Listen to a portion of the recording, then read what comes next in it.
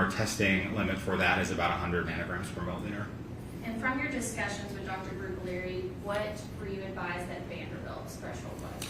Yeah, so it's my understanding that in the hospital, as many hospitals do, they perform a urine drug screen. That's done by a different type of test than we perform. That's done by something called immunoassay, whereas our testing is performed by mass spectrometry. Through my conversations with Dr. Brugaleri, it was my understanding that the cutoff for benzylecgonine in the hospital was 300 nanograms per milliliter.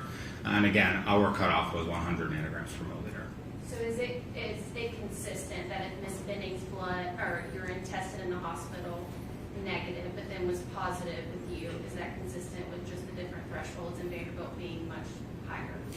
Yeah, so when you have differences in thresholds, you can have concentrations that are between those thresholds. So one laboratory may report it negative because it's below their threshold, and another laboratory may report it positive because it's above their threshold. Both of our tests were not quantitative, though, so we don't know exactly how much benzylecgonine was in this sample.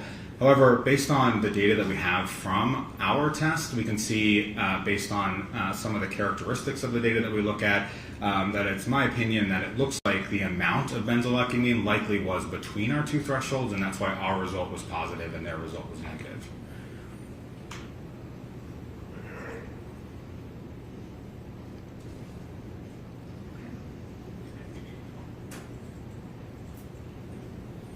And before I move on, can you walk the jury through what typical effects of cocaine are and then what the severe effects of cocaine are? Sure. So cocaine is a stimulant drug, so it does a lot of things to stimulate your body. Certainly people use cocaine for its euphoria and its high feeling, but when you get to some of the sort of clinical signs and symptoms, it can do things like increase your heart rate, increase your blood pressure, increase your temperature. It can make people more talkative, more movement. It can, in higher amounts, or for some people, it can cause sort of agitation and anxiety. And in more severe cases, especially with the effects on the heart, you can have sort of detrimental cardiac effects because of that increased cardiac output. Cocaine has been associated with seizures as well as other more bad side effects, if you will, of cocaine at either chronic use or at higher amounts. And can you tell the jury what the common forms of someone taking cocaine would be? Yeah, so in the United States, cocaine is primarily found in two forms, cocaine salt and cocaine base. So the basic form of cocaine is known as crack or crack rocks. Crack rocks are generally smoked. The salt form of cocaine, or known as coke, is a powdered form that people typically snort. Okay. Is oral ingestion of cocaine common? No, from my experience, oral ingestion of cocaine is not common. Okay. And for symptoms and side effects, how would oral ingestion of cocaine differ from IV, snorting, something like that?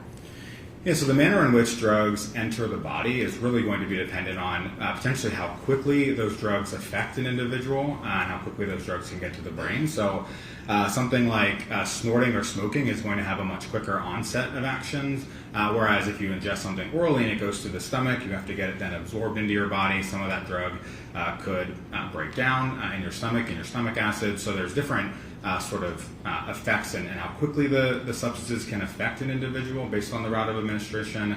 But then also there's other things that can be important about how the drug is metabolized or how it's breaking down throughout the body based on the route of administration as well. And in preparation for this trial, did you research to see if you could find any sort of studies on oral ingestion of a liquid cocaine? Yes, I did. Okay, were you able to find any studies for liquid cocaine? I did not. There are a few studies that have looked at oral cocaine administration, but typically they're through capsules or tablets, in large part because that's how a lot of substances are taken orally as capsules or tablets. I could not find any studies looking at liquid cocaine oral administration to humans. Okay. And I want to talk to you about your research that you found for capsules. Can you walk the jury through how quickly symptoms appeared in your research? So in those studies, they looked at sort of the symptomology of individuals, but then also the peak plasma levels. So plasma is sort of a form of blood in terms of the way that drugs are in the body. They collect blood and then can convert it to plasma. So they found, one of the studies found that the peak plasma concentrations were between 50 and 90 minutes. And that just means that the cocaine has gotten into the bloodstream, it's circulating around the body, and as they test serial amounts of, serial meaning replicate amounts of blood over time, that in 50 and 90 minutes it was the highest amount of cocaine, and then it started falling down. Right, and is it your opinion that liquid cocaine would work quicker than capsules?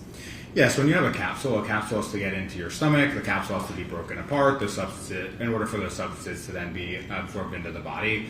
In a liquid form of the drug, generally, compared to a capsule or a tablet, that liquid is already ready to be absorbed, so that process can be a bit quicker. Okay, so if we have Miss Benning, who at 9:10 is painting words on a canvas, 9:25, a photo of a new word that she has painted on a canvas, and then we have a lieu of about 4 minutes of taking photos, and then 9:29, so about 19 minutes from that 9:10 to that 9:29, there's a phone call, and it's 6 minutes long. At the beginning of the phone call, you can understand Miss Benning for the most part, and by the end of it, you cannot understand her.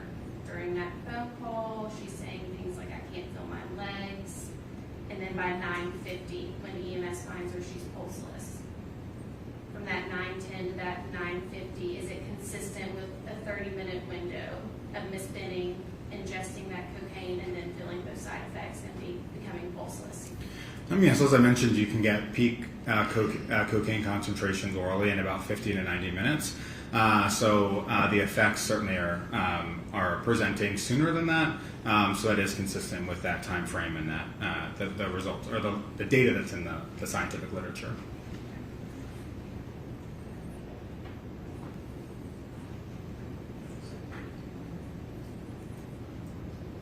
Yes, and you're saying it would be less than that time with the capsules, that 30-minute time frame for us is consistent because it was not capsules. Yes, generally, if a drug does not have to be absorbed or taken out of a capsule or a tablet, that time frame can be shorter.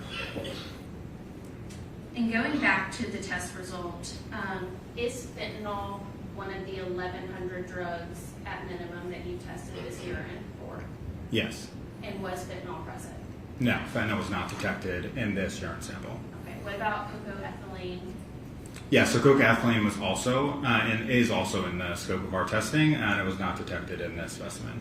Okay, and so I just want to be very clear for the jury: cocaine and only cocaine metabolites tested positive for this 2/25/2023 at 22:59 urine. Correct.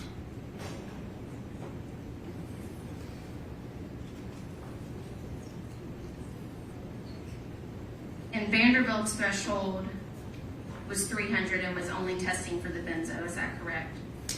So the way that immunoassays work, they have a target substance, and generally in urine immunoassays, that target substance for cocaine is benzoylecgonine. Some of the other metabolites will have cross-reactivity, so their amounts could sort of combined in total potentially reach that threshold. But in this case, with the result being undetected, those combined amounts of the substances still did not reach the threshold for them to produce a positive result. Your Honor, if I could have the witness pass exhibit number 32, please.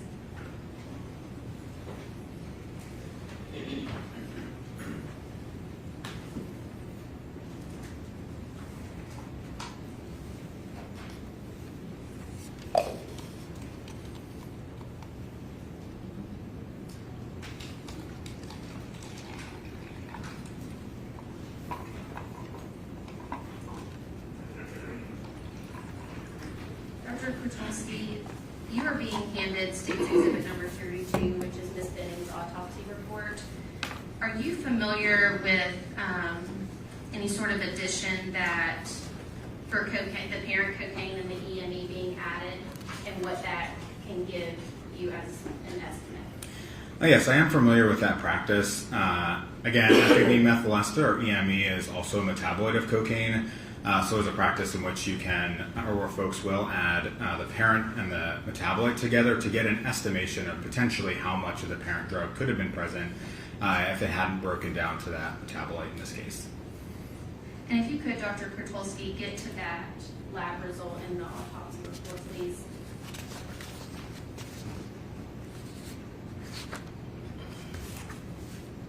And could you tell the jury what the EME and the cocaine was, and then how we would get to that number of the estimated concentration of cocaine in Ms. Benning's blood that night? Yes, this is the NMS Labs toxicology lab report. That reports cocaine at 78 nanograms per milliliter, and the ecamine methyl ester at 7,800 nanograms per milliliter. Okay, and what would that bring us to if we were doing that addition? So if you were to do that addition of the two, it would be about 8,000 nanograms per milliliter. Okay, and is 8,000 nanograms per milliliter a high concentration of cocaine? Yes, if there was 8,000 nanograms per milliliter of cocaine in someone's system, that would definitely be considered, in my opinion, a high amount of cocaine. What is typical that you see? Do you see anywhere near 8,000 nanograms per milliliter on a daily basis? So we do quantify cocaine in blood samples, not as routinely as NMS does. I do not recall what the highest amount of cocaine we've seen in a blood sample is, but I would think that we have seen concentrations of cocaine in the thousands. I just don't know exactly what those concentrations are.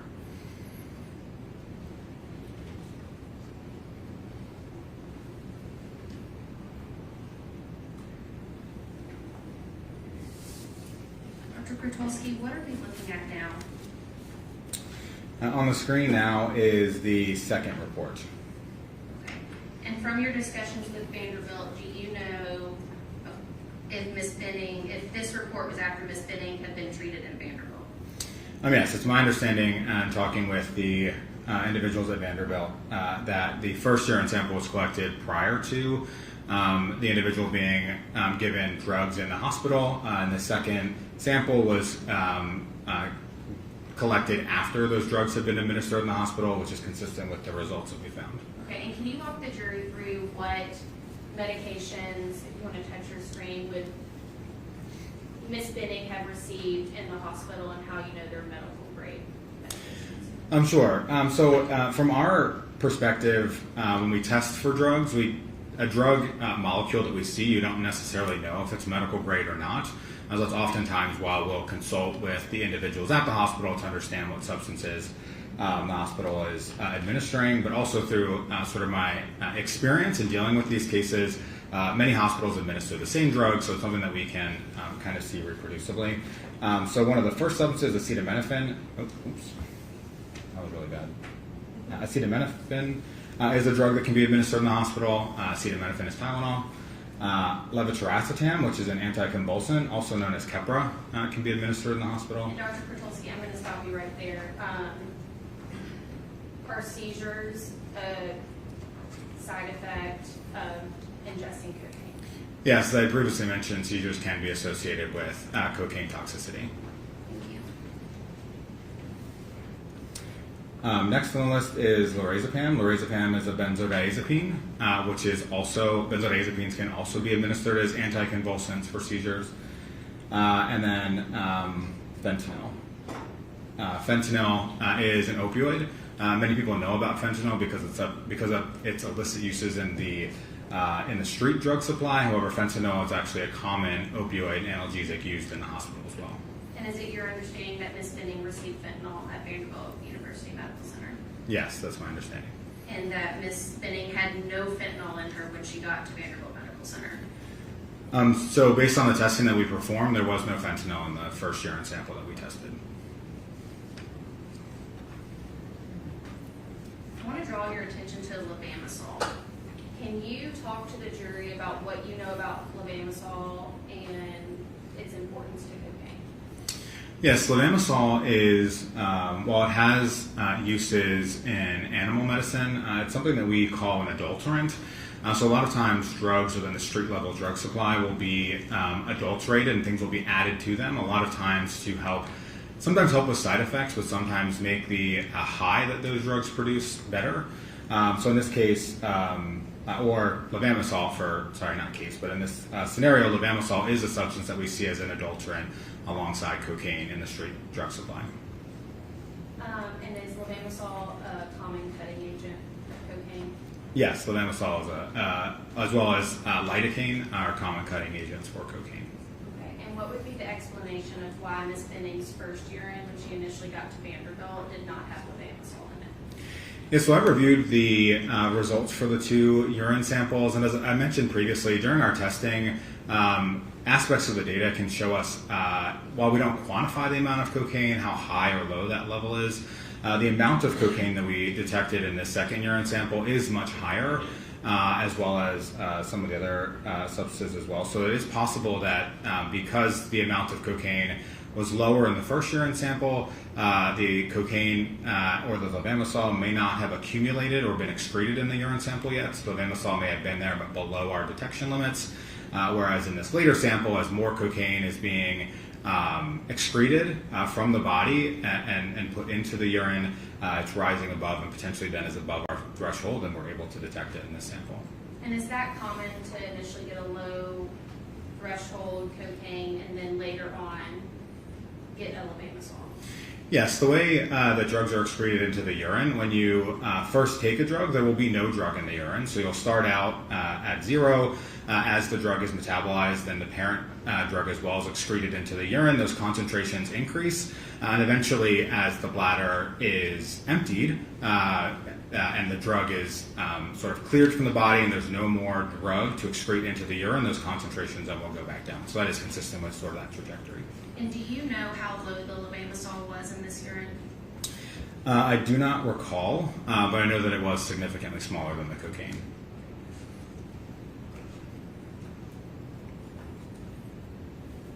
Let's talk about cocoethylene. What can you tell the jury about cocoethylene? Yeah, so cocoethylene is an interesting substance in that it forms in the co-ingestion of cocaine and ethanol. Okay. Was cocoethylene present in Miss Benning's first blood or first urine? No, it was not present, but similar to the explanation I gave for levamisole, it could be that it was present but below our detection limits, therefore we weren't able to see it because maybe it hadn't been excreted fully yet. And do you know how low this sample of cocoethylene is in Miss Benning's urine? Yeah, so I did take a look at that, and again, comparing those responses that we get from the instrument, the amount of cocoethylene that we detected was about 1% of the amount of cocaine. So again, quite a small amount of cocoethylene compared to the amount of cocaine that we saw in this urine sample. And this 1% of cocoethylene, would that be consistent with Miss Benning drinking alcohol and then taking a bump of cocaine?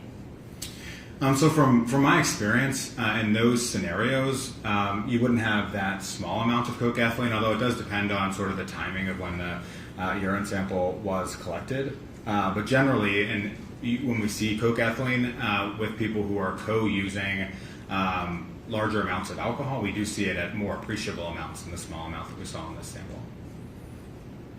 Can you dissolve cocaine in alcohol to make it a liquid cocaine? Yes, cocaine, like many drugs, are dissolvable in what we call solvents, and ethanol would be an example of a solvent.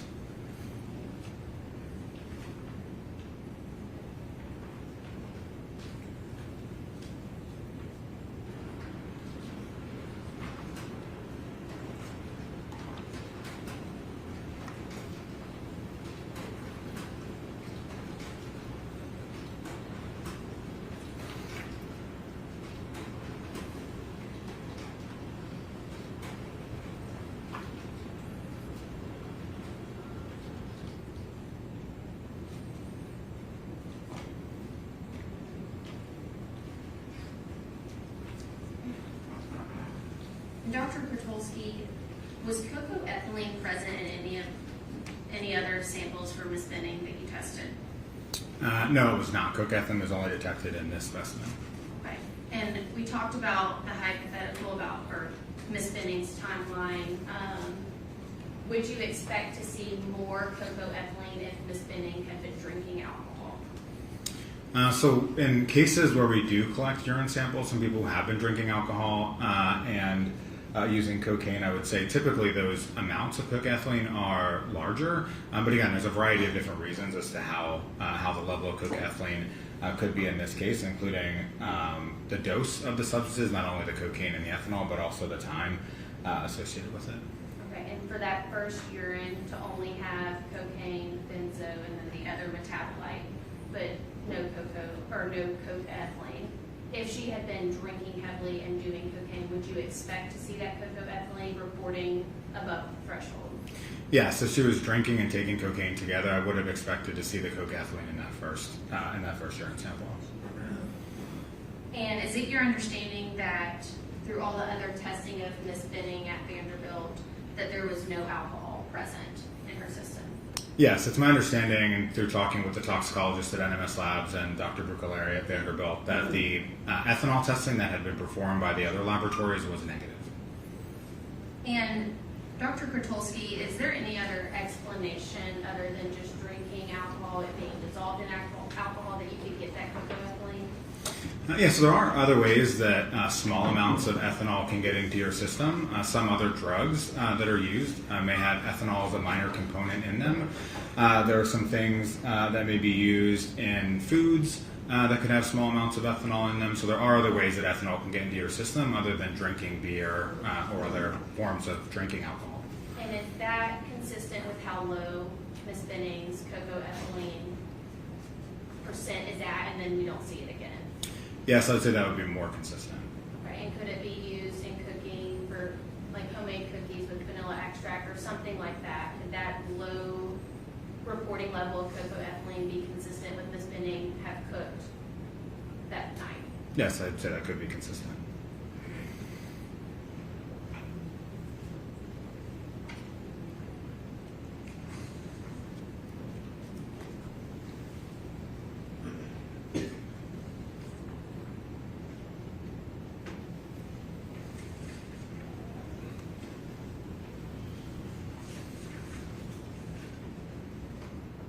Governor, if you'll give me one moment.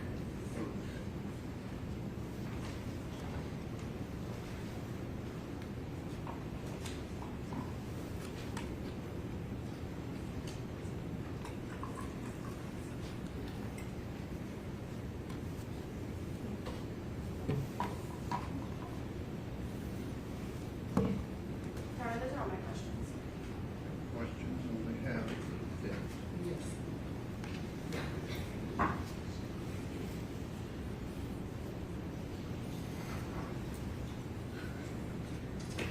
Good afternoon, is it Dr. Krotulski? Yes. I'm Letitia Quinones Hollins, and I just have a few questions for you. I first want to ask you about your forensic toxicology certifications. Did you have to go to school to become a forensic toxicologist? So forensic toxicologist is a job, just like an electrician would be a job, or just like a chemist would be a job. So generally, there's a variety of different programs that train individuals to become forensic toxicologists. There's a variety of different ways you can get to being a forensic toxicologist without a degree in forensic toxicology. In the United States, there are no PhD programs in forensic toxicology, so many of us who have our PhDs and work in forensic toxicology get our degrees in areas like chemistry, pharmacology, sort of general toxicology, one of those other fields. So have you had training in toxicology? Yes, I have a master's degree in which I spent 2 years learning about forensic toxicology. I've done a variety of different research work related to forensic toxicology.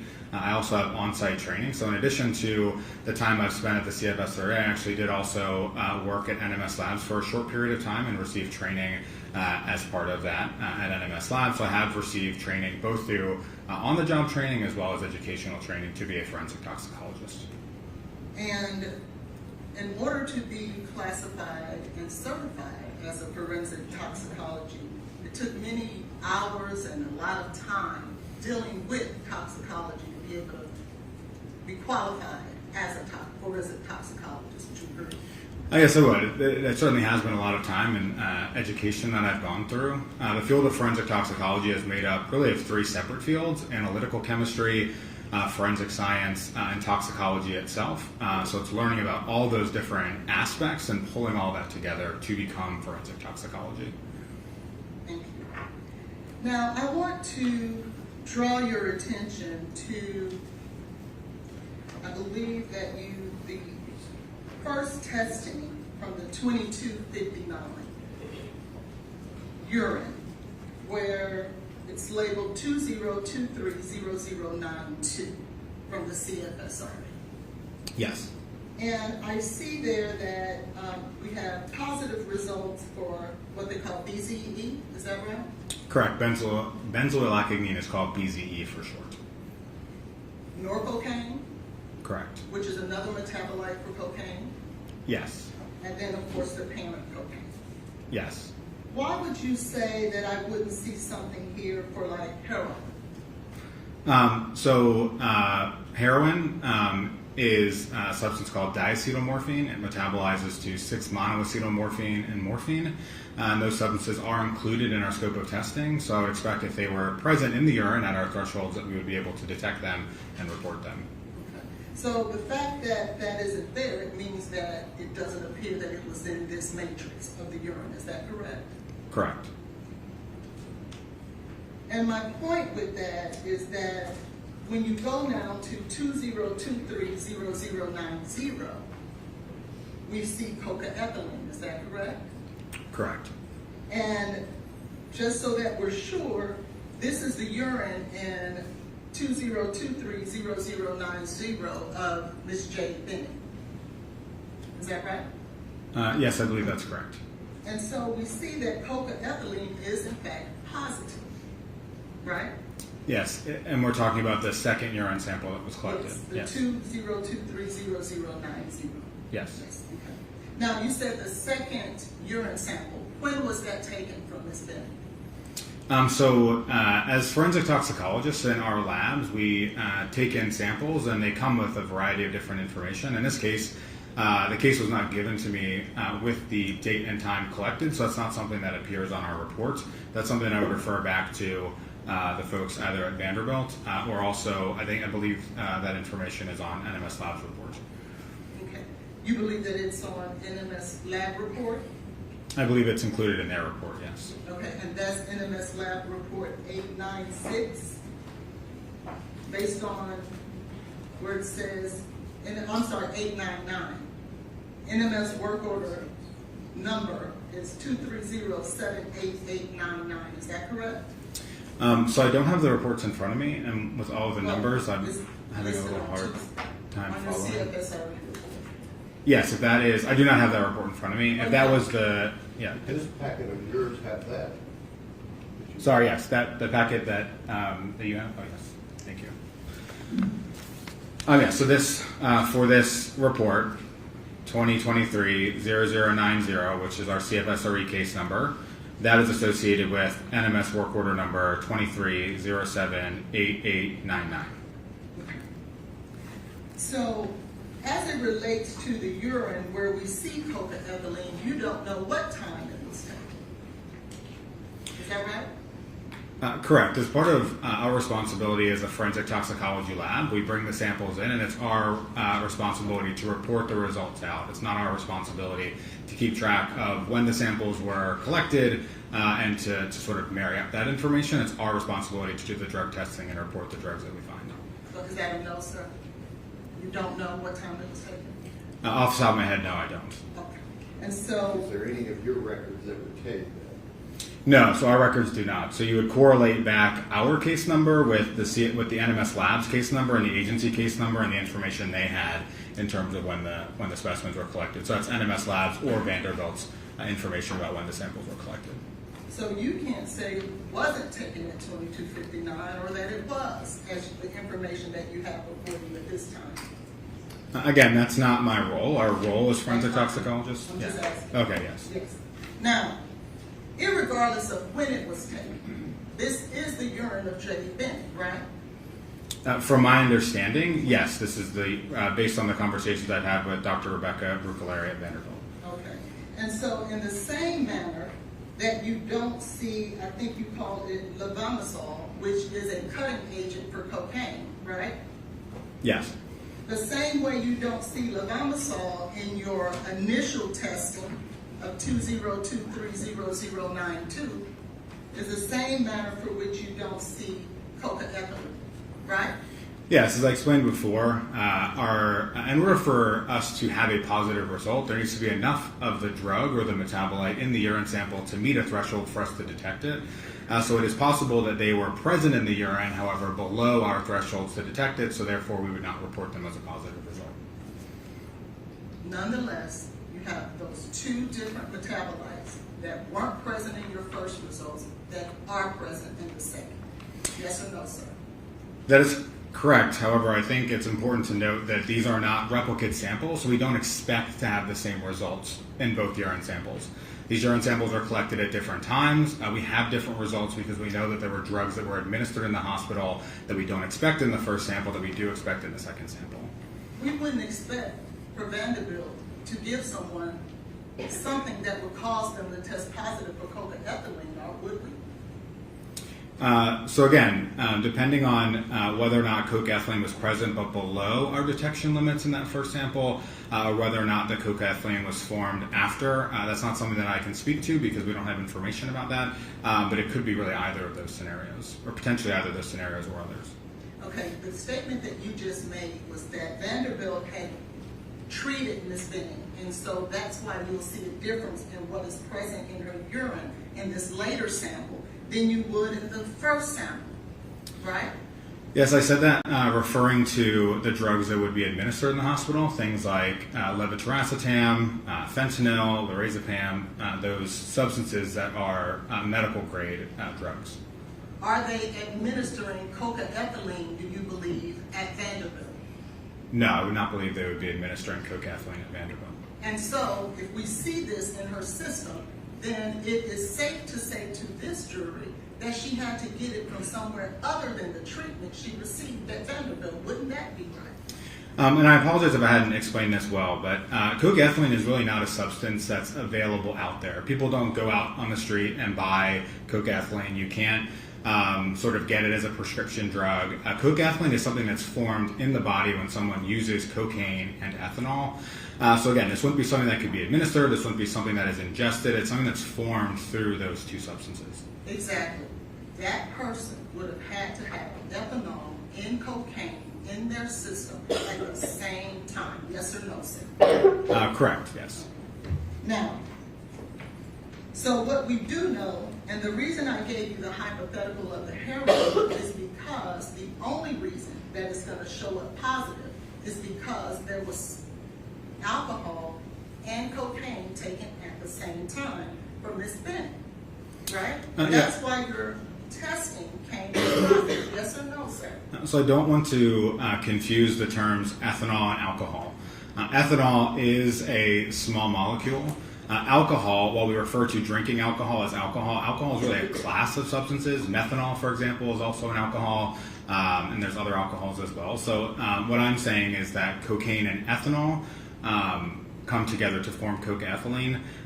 The source of that ethanol, as I previously testified to, is unknown, but there are different sources as to where that ethanol could come from. Right. You said that it could have come from the vanilla extract that she put in her cookies. I didn't say that. I said it could come from different things that are used in cooking. Could also come from, again, ethanol could be a minor component in some medications that are used. I didn't necessarily say it came from a certain a certain place. We don't necessarily know where that ethanol may have come from. Well, actually, the prosecutor actually asked you, could it come from the vanilla extract? And your response was yes, it could have. Correct. She said could, and I said yes. And that was my question. You just said earlier that it could have come from vanilla extract.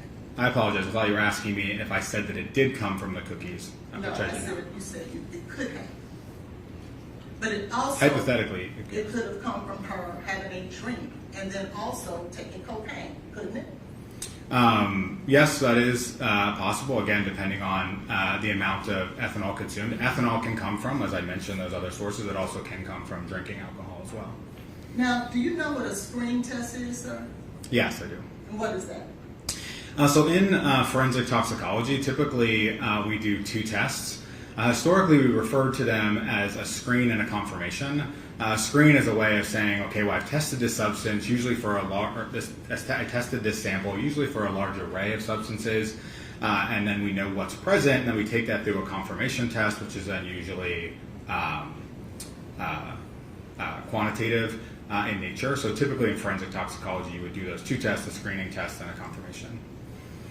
And so, is it fair to say that you don't go, a lab would not go past a screening test to a confirmation test unless something is coming up positive in that screen? Is that correct? Yeah, so the field of forensic toxicology has really advanced in recent years. Historically, when we thought about screening tests were usually things that were not very accurate. They may have tested for a class of drugs and you would get a positive result and you have to figure out why you got that positive result. A good example would be if you tested for benzodiazepines and got a positive result for benzodiazepines, you may have to do a confirmation to say, well, what exact benzodiazepine am I looking for? But as forensic toxicology has advanced, some have tried to get away from the term screening and confirmation because a lot of the instruments that we use now for screening tests are actually a lot more accurate and sensitive than they've previously been, but also sometimes are more accurate and sensitive than the instruments that we use for our confirmation tests. So typically, now you really have to understand what specimens were provided to the forensic toxicology lab and really understand what their methodology for testing was. It's not as easy to paint it with a broad brush to say, oh, absolutely this was a screen or absolutely this was a confirmation. Well, you're not telling this jury, sir, that your laboratory would be using something that you can't rely on and or is not credible, are you? Are you saying that? I'm not sure what you're referring to. No, I'm not saying that. Okay. And so I would assume and hope that whatever immunoassay testing or whatever testing that you are performing at your laboratory would be one that is credible and reliable for you to represent to the community and your clients that trust you. Is that right? Yeah, so we do not rely on the results of other toxicology labs. We perform all of our own testing in-house. When a sample comes to us, we may have heard of testing that's been performed externally, but we perform all of our own testing in-house. And then yes, to your point about our methods being accurate and reliable, we validate our assays, we run quality controls and different checks during our testing to make sure that the results that we are reporting meet a level of high forensic reliability. And so your assay, the ones that you rely on and the ones that you deem credible, tested positive for this cocaethylene, right? Correct. The second urine specimen. Now, in regards to the NMS lab, you see, if I can draw your attention to the 889, and we just talked about that you don't move on to a confirmation test unless there was something that was positive in the screening test, correct? Yeah, again, to Yes try. or no, sir? Well, so I think that you're trying to use the terms screening and confirmation for the tests that we performed. Our laboratory really does not define them as a screen and a confirmation. The tests that we perform, we define as a drug identification. So we did not perform two tests. We performed a single test, a drug identification of these substances. I would not characterize it as a screen or a confirmation. I wasn't speaking about your test. I asked you to look at 889 of NMS. Oh, I'm sorry. I apologize. When you use the 4 numbers, I thought you were referring to my report. Yes, and I do not have a copy of NMS Labs report. Okay, can I?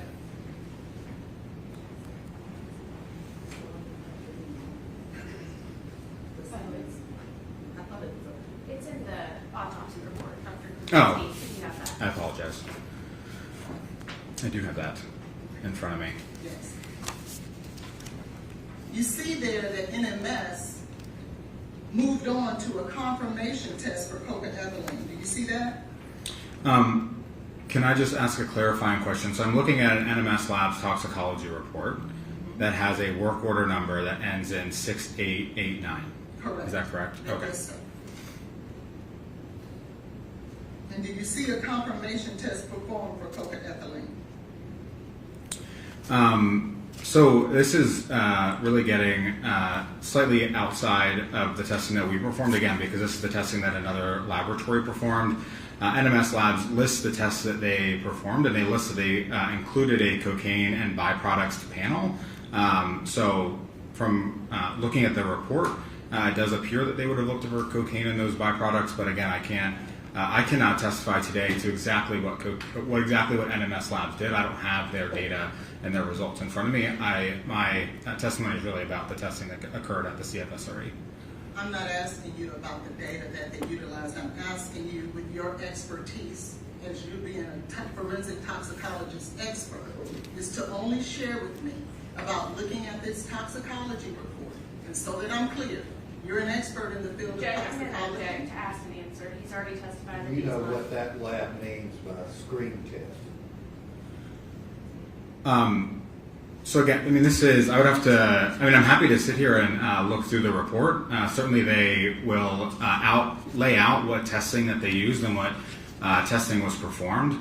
But again, this was not within the scope of what I prepared for this testimony. I mean, I'm happy to take a look at it. Would you do that for me, please? Just to see whether or not there was a confirmation test performed for cocaine. Would you please do that? Again, based on the report says testing was performed for cocaine and byproducts panel. Let me.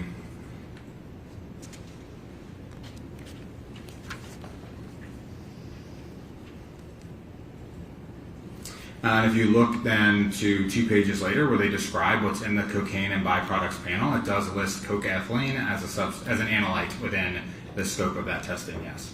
Thank you. And that's for the scope of testing on a confirmation, correct?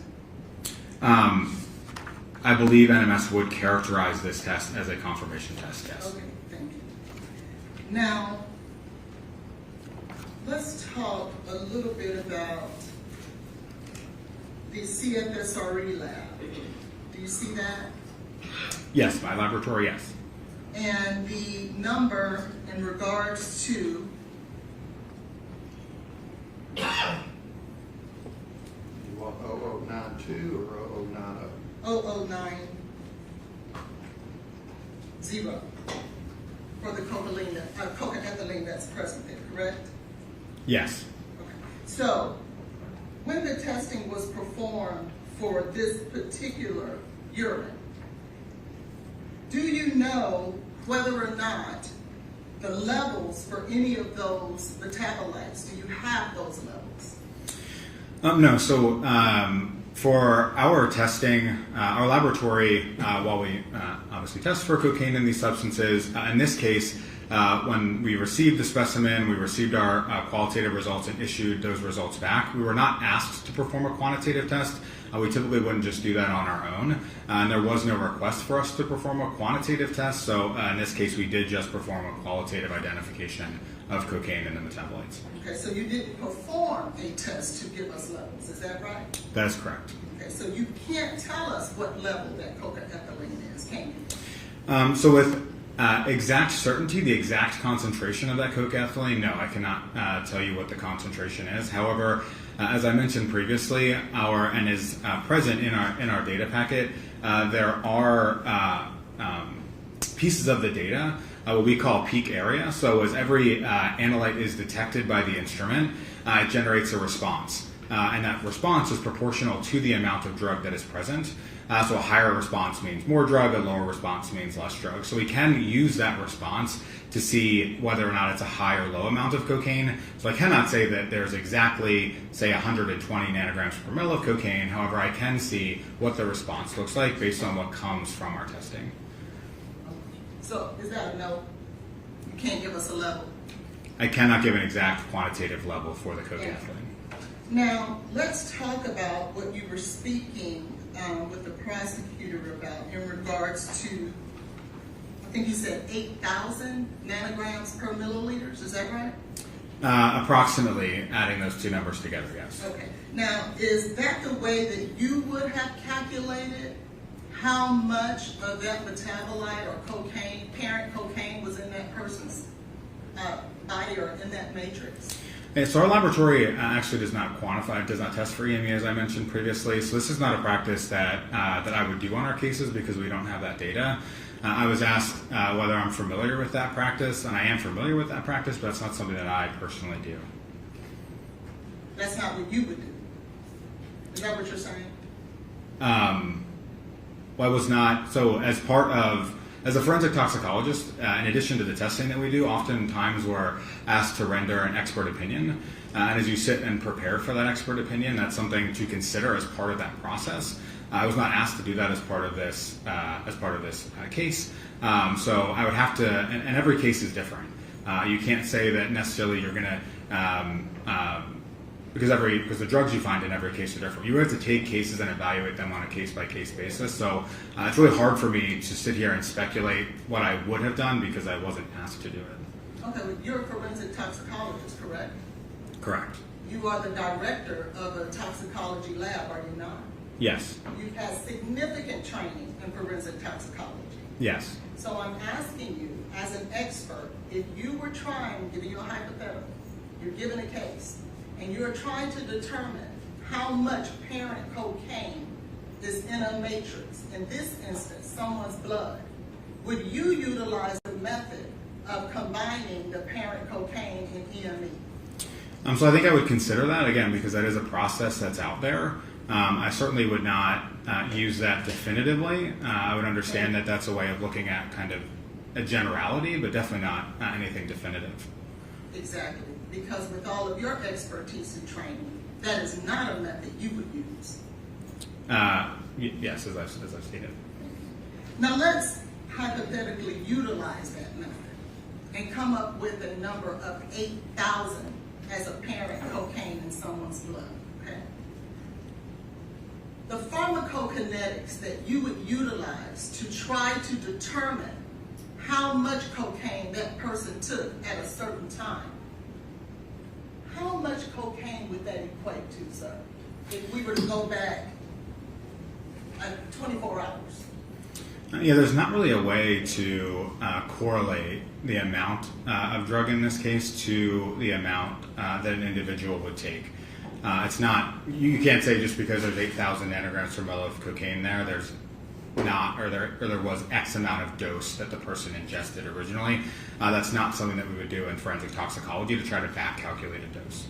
So then are you telling this jury that you cannot so first you said that's not a method you would use. And so you're now saying that there would be no way to try to ascertain how much cocaine that person originally took. Is that what you're saying? Yeah, through the training that we have as forensic toxicologists, we generally do not train individuals on how you would calculate a dose of a drug that someone used. Certainly through someone's expert opinion and training, they may try to do that, but that's not something that we typically do in forensic toxicology, to try to calculate a dose. So what is pharmacokinetics? So pharmacokinetics is the way that your body processes a drug. So it's broken down into 3 different areas: absorption, which is how the drug is absorbed into your body; distribution, which is how it's distributed throughout your body; metabolism, so breaking down cocaine to its metabolites; and then excretion through the kidneys into the urine. So pharmacokinetics is that process of what's happening in the body to a drug, and it's a very vast field. There's a lot of other parts of pharmacokinetics as well. What is it used for? So in forensic toxicology, a lot of the substances we deal with are not legal. You can't give them to humans. So a lot of times when we think about pharmacokinetics, especially for substances of abuse, we would look at pharmacokinetic studies generally in maybe a rat, and we'd see, well, how much drug was given to the rat, how much drug we were able to detect if we collected the rat's blood, how much of the drug was excreted through the rat's urine. There are some substances that are used in humans, like cocaine. I mentioned previously that there were studies looking at individuals ingesting capsules of cocaine, and through that same process you can look at then peak plasma concentrations, as I mentioned, metabolites, all those different aspects. So you'll agree with me then that pharmacokinetics is sometimes used to try to determine a dose amount? I would not say pharmacokinetics is used to determine a dose. I don't think that would be the correct way to state that. Well, how would you state it? The only time that this is really done in forensic toxicology is with alcohol. So you can look at, and you may be familiar with this, but you can look at, based on the amount of ethanol in someone's system, you can back extrapolate to potentially how many beers or how many shots or how many glasses of wine they took. The reason we can do that with alcohol is because of its pharmacokinetics and its linear elimination from the body. In the world of other drugs on humans, I'm really not aware of any pharmacokinetic properties or calculations that you would do to correlate those drug concentrations back to the dose. And in this case, the blood concentrations of cocaine back to an exact dose of cocaine consumed. So you're stating that it is never utilized to try to determine a dose, pharmacokinetics is never utilized in your field to try to determine a dose of cocaine? Is that your testimony, yes or no, sir? So I am not in a forensic case like this. I am not aware. As I said, ever. Is pharmacokinetics ever utilized to determine a dose of cocaine? Well, as I mentioned before, in terms of a rat study, actually this can be, there are certain research studies where they may look at in the hospital trying to see how much, if they can control the amount of urine that is collected over a certain amount of time and do quantitative testing on that urine. There are some research studies that would look at trying to then calculate back the dose of a certain drug that was consumed. So there are aspects of forensic toxicology where that may come up. But in terms of a case like this, where you're looking at drugs for a legal case, that is not. That's a whole different realm from what we're talking about today. So your answer, the answer to my question is yes, it has been done. Yes, it has been done, but again, under the different premises that I mentioned. But is your testimony in a case like this, you should not do that? Is that right? It is my opinion that if I was asked to calculate the dose of cocaine consumed, that is not something that I would do. And so then, based on your testimony, there is nothing we can do to try to determine the apparent amount of cocaine that was in her system at the time of ingestion. Well, now you're asking two different things. The dose of cocaine would be the amount of cocaine outside the body that is then ingested in whatever form you want to ingest it. The amount of cocaine circulating in blood is a whole different thing from the dose. That's not the dose. That would be the circulating concentration of the cocaine. I wasn't speaking about that, sir. I was speaking about trying to determine the amount of cocaine that Ms. Benning would have had to take in order to have the numbers that we see in her blood. I'm asking you a simple yes or no for this jury. Is there a way to try to make that determination, sir? Yes or no? Yeah. So I think I'm getting confused because you're talking about the 8,000 nanogram amount, and these are really two separate things. Yes. Don't worry about the 8,000. Simply listen to my question. Let me ask it maybe in a more quicker way. Can you tell us whether she took an ounce, 2 ounces, or a kilo?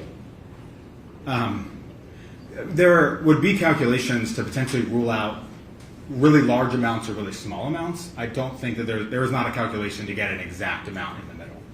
To answer your question. And so there are calculations to make an assumption. Yes, and in a hypothetical world, to make an assumption, yes, I believe someone could do that. And what would they use to do that?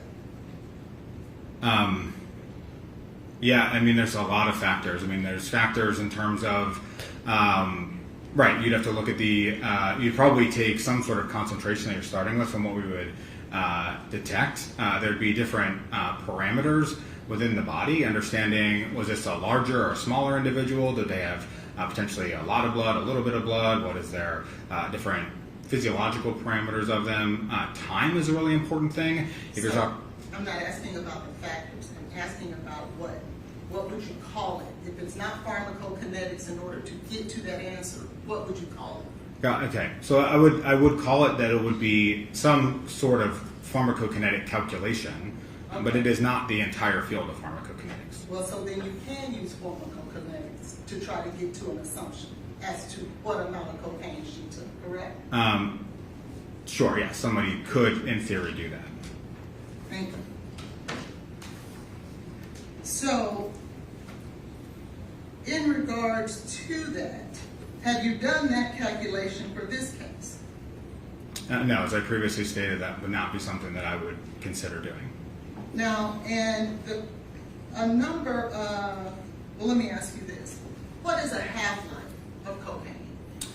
So the half-life is defined as the amount of time it takes for a concentration to half. So say, for example, at 1 hour it's 800, and at 2 hours it's 400. the number is halved over 1 hour, the half-life would be 1 hour. And you'd expect then the half-life to continue 400 down to 200 down to 100. Okay, so what is the half-life for cocaine? I do not have that number off the top of my head. That's not something we typically would memorize. Okay, but you will agree with me, there is a half. Correct. There is a half-life of cocaine. I just don't have it off the top of my head. And would you utilize that half-life if you were to employ the methods of pharmacokinetics to try to get to a number? I know it may Yeah. not be accurate, but would you utilize that half-life? Yes, if you were going to do this back calculation, one of the things in that equation that you would use, I would imagine, would be half-life. Yes. Okay, very good, thank you. As you sit here today, the number that you see on that NMS lab that's with the CFSRE lab ending in 889, you'll agree with me that I believe it's, 78? Is that right? Yeah, so the econyl methyl ester concentration is 7,800. No, the parent cocaine, is it 78? Oh, I apologize. Yes, the parent cocaine concentration is 78, yes. And that number in and of itself is not just an abnormal high number, is it? No, but again, this was not something All I'm asking is about the parent cocaine and that number 78. That's not an abnormally high number, is it? Yes or no, sir? No, it's not that 78 alone is not a large amount, but again, there's a lot of factors that will go into it, and I've not reviewed this, so I'm not exactly sure sort of the time course of this. I wasn't asking about the time, I was just asking about that number. Yeah. Okay. And so you'll agree with me also that that number 78 is in fact a number that someone could take on their own. Yes or no, sir? Well, certainly cocaine can be taken on its own by an individual, yes. Thank you, sir.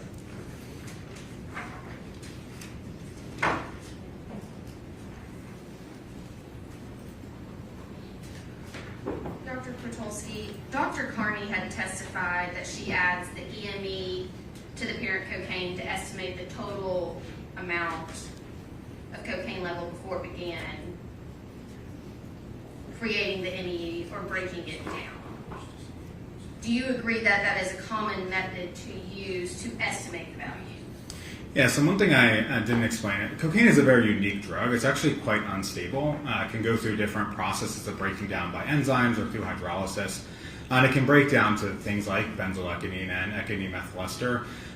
So because cocaine is sort of so unique, there have been different research studies looking at saying, okay, well, because we know it's an unstable drug, is there a way that through different calculations we could potentially estimate how much cocaine was present at the time the blood sample was collected rather than a few days or weeks or months later when that cocaine broke down? And your testimony as a toxicologist is that you would not estimate that value because your testing is very precise, but you don't disagree with Dr. Carney using that. Correct. value. I'm not disagreeing with Dr. Carney. Right. And the state never asked you to calculate a dose, but you can't calculate the dose Ms. Benning ingested. Judge asked you about an ounce or a kilo, but it could have been much smaller than that, especially if it was dissolved in a liquid. Is that fair? Yeah, I mean, one of the other factors is, as I mentioned previously, time. There's also, a lot of times if you're going to do some of these pharmacokinetic studies, there's assumptions you're going to make. One assumption being that this was likely a healthy individual, normal processes, their heart was beating, their blood was flowing. If you're outside of those normal processes, some of these calculations start to break down. So again, I was not asked to do that, and again, it's a very complex process, and I just don't believe that that's something that would really be, I don't think you could probably do it with the information that I have and the understanding I have. That's what I was about to ask you. You cannot calculate the dose Ms. Benning ingested. Correct. Thank you. Those are all my questions, Your Honor. Now, you stated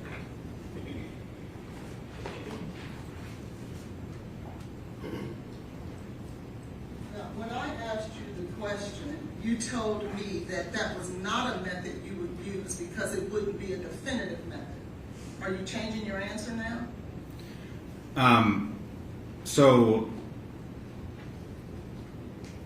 Right, so when you say definitive... No, you said definitive. Oh, sorry. When we use the word definitive, for example, in this case, when you have 78 and 7,800, I don't think it would be wise to put the two of those together and definitively say 7,778. If you're going to use it as an estimation for the amount, that's one thing. But using the word definitive here, in my mind, that says to say exactly what this concentration is. And again, that's not. I don't know exactly what Dr. Carney's testimony was, but that's what I meant by not being definitive. Actually, I think you said in a legal case like this, you would not utilize that type of method to get a definitive answer. I believe I said that based on the calculation of the dose when you asked me. By adding EME and the parent, right? He's talking about your questions when you wanted to see if he could determine a dose. No, my question was to determine the What parent is your amount question? of cocaine. I want to be clear that you're saying if we were trying to determine the parent amount, we would not take the EME and the parent amount and put them together. So again, I want to just make sure we're taking these two things apart. We're not talking about dose. So now we're talking about circulating amount of drug in the body. And in this case, taking the parent amount of cocaine and then the substance that the cocaine broke down into, understanding that those two substances are related and doing an estimate based on that is something completely different. And that's what I was just asked by the prosecution. Again, this is completely separate from the question of dose, how much someone ingests. And when you were talking about the CFSRE record that did not show the fentanyl, and that would be 202300092, this was an opiate screen, was it not? So our testing for Yes or no? So was this an opiate screen? so Number one, you're way beyond what was asked on redirect. So number two, let him answer the question. So the testing that we performed on both urine samples includes opiates and opioids. So this was in fact an opiate screen? So I would not characterize the testing that we did as an opiate screen. We consider it sort of a broad-based drug screen that includes opiates and opioids, as it does stimulants, benzodiazepines, and everything else. So if fentanyl was present in the first urine sample, it was in the scope of testing, and if we would have detected it, we would have reported it. Okay, so I just want to be clear, it would have, if fentanyl, if it was there, it would have been positive. If fentanyl was present in the first urine sample, case 20230092, if it was present at levels detectable by our analysis, yes, it would have been reported. So it could have been there, but it just wasn't at your detectable level. Yes, that's how forensic toxicology testing works. As I mentioned with the levamisole and the cocaethylene, if something is below our threshold for detection, right, we would not be able to detect it, therefore not report it. I just wanted to be clear so that the jury What is your understood question? is that it was possible it was there, but it just wasn't above the level. Correct, and we have a pretty low detection level for fentanyl. I don't know what it is exactly off the top of my head. I'd have to go look it up. Any other questions? No, sir. Thank you, sir. Thank you. Step next. And can Dr. Tukolsky be excused? This stage is done with Dr. Kwiatkowski. We will say subject to recall. Your Honor, if we can approach that matter. Okay.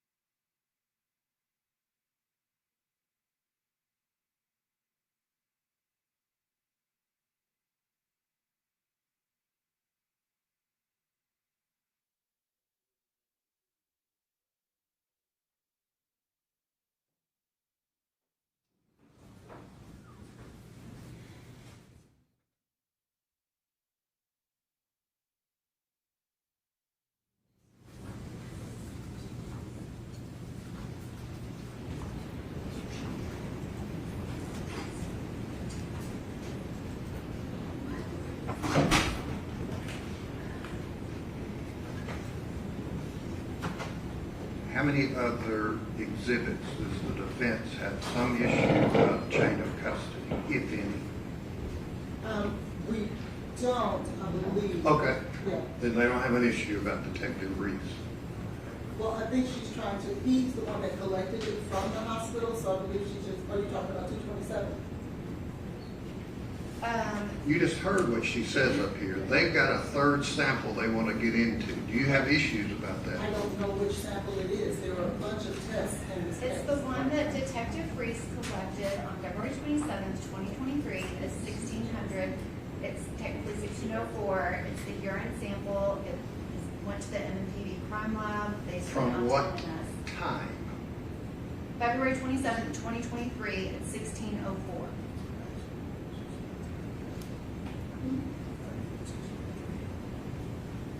Issues or not? Sorry. I would like for him to testify to establish it. But if he can testify that he was the one that picked it up and labeled it and put it in the Metro Nashville Police Department's vault, I would have no issues with it. Okay. All right, let the jury step back then. So we are calling it just for that limited purpose at this time? Apparently. Okay. I don't know what you're all going to call it.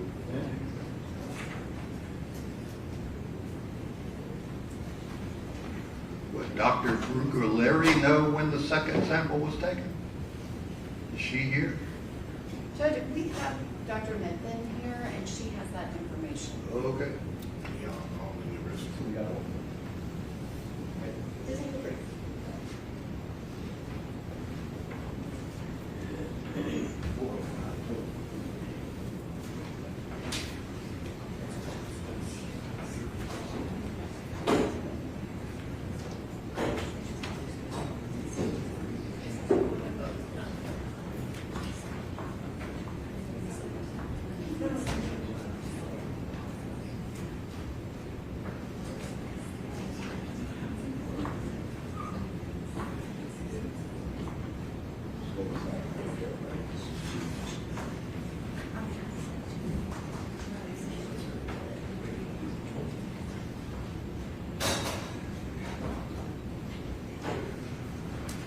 Just have a seat back there. The jury's taking a short break. And is Dr. Midden out there? Yeah, bring her back in so we don't have to take another break about the comforter.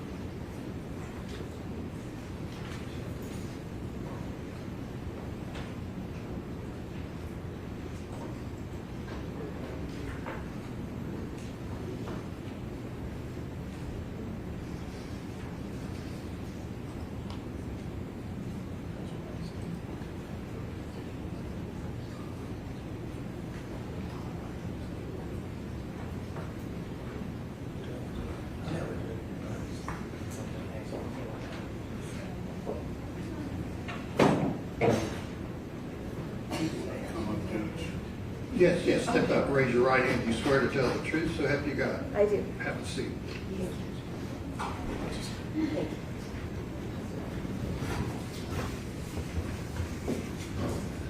Doctor, you testified previously at the jury out hearing the defense has made a statement that you made up. Did you do testing on the comforter? I did. They've made a statement that you made up that test. Is that accurate? No. Do you have questions about whether she made up a test? Yes, briefly. Okay, go ahead. The testing that You can, so we can hear it on the mic. I'm sorry, thank you.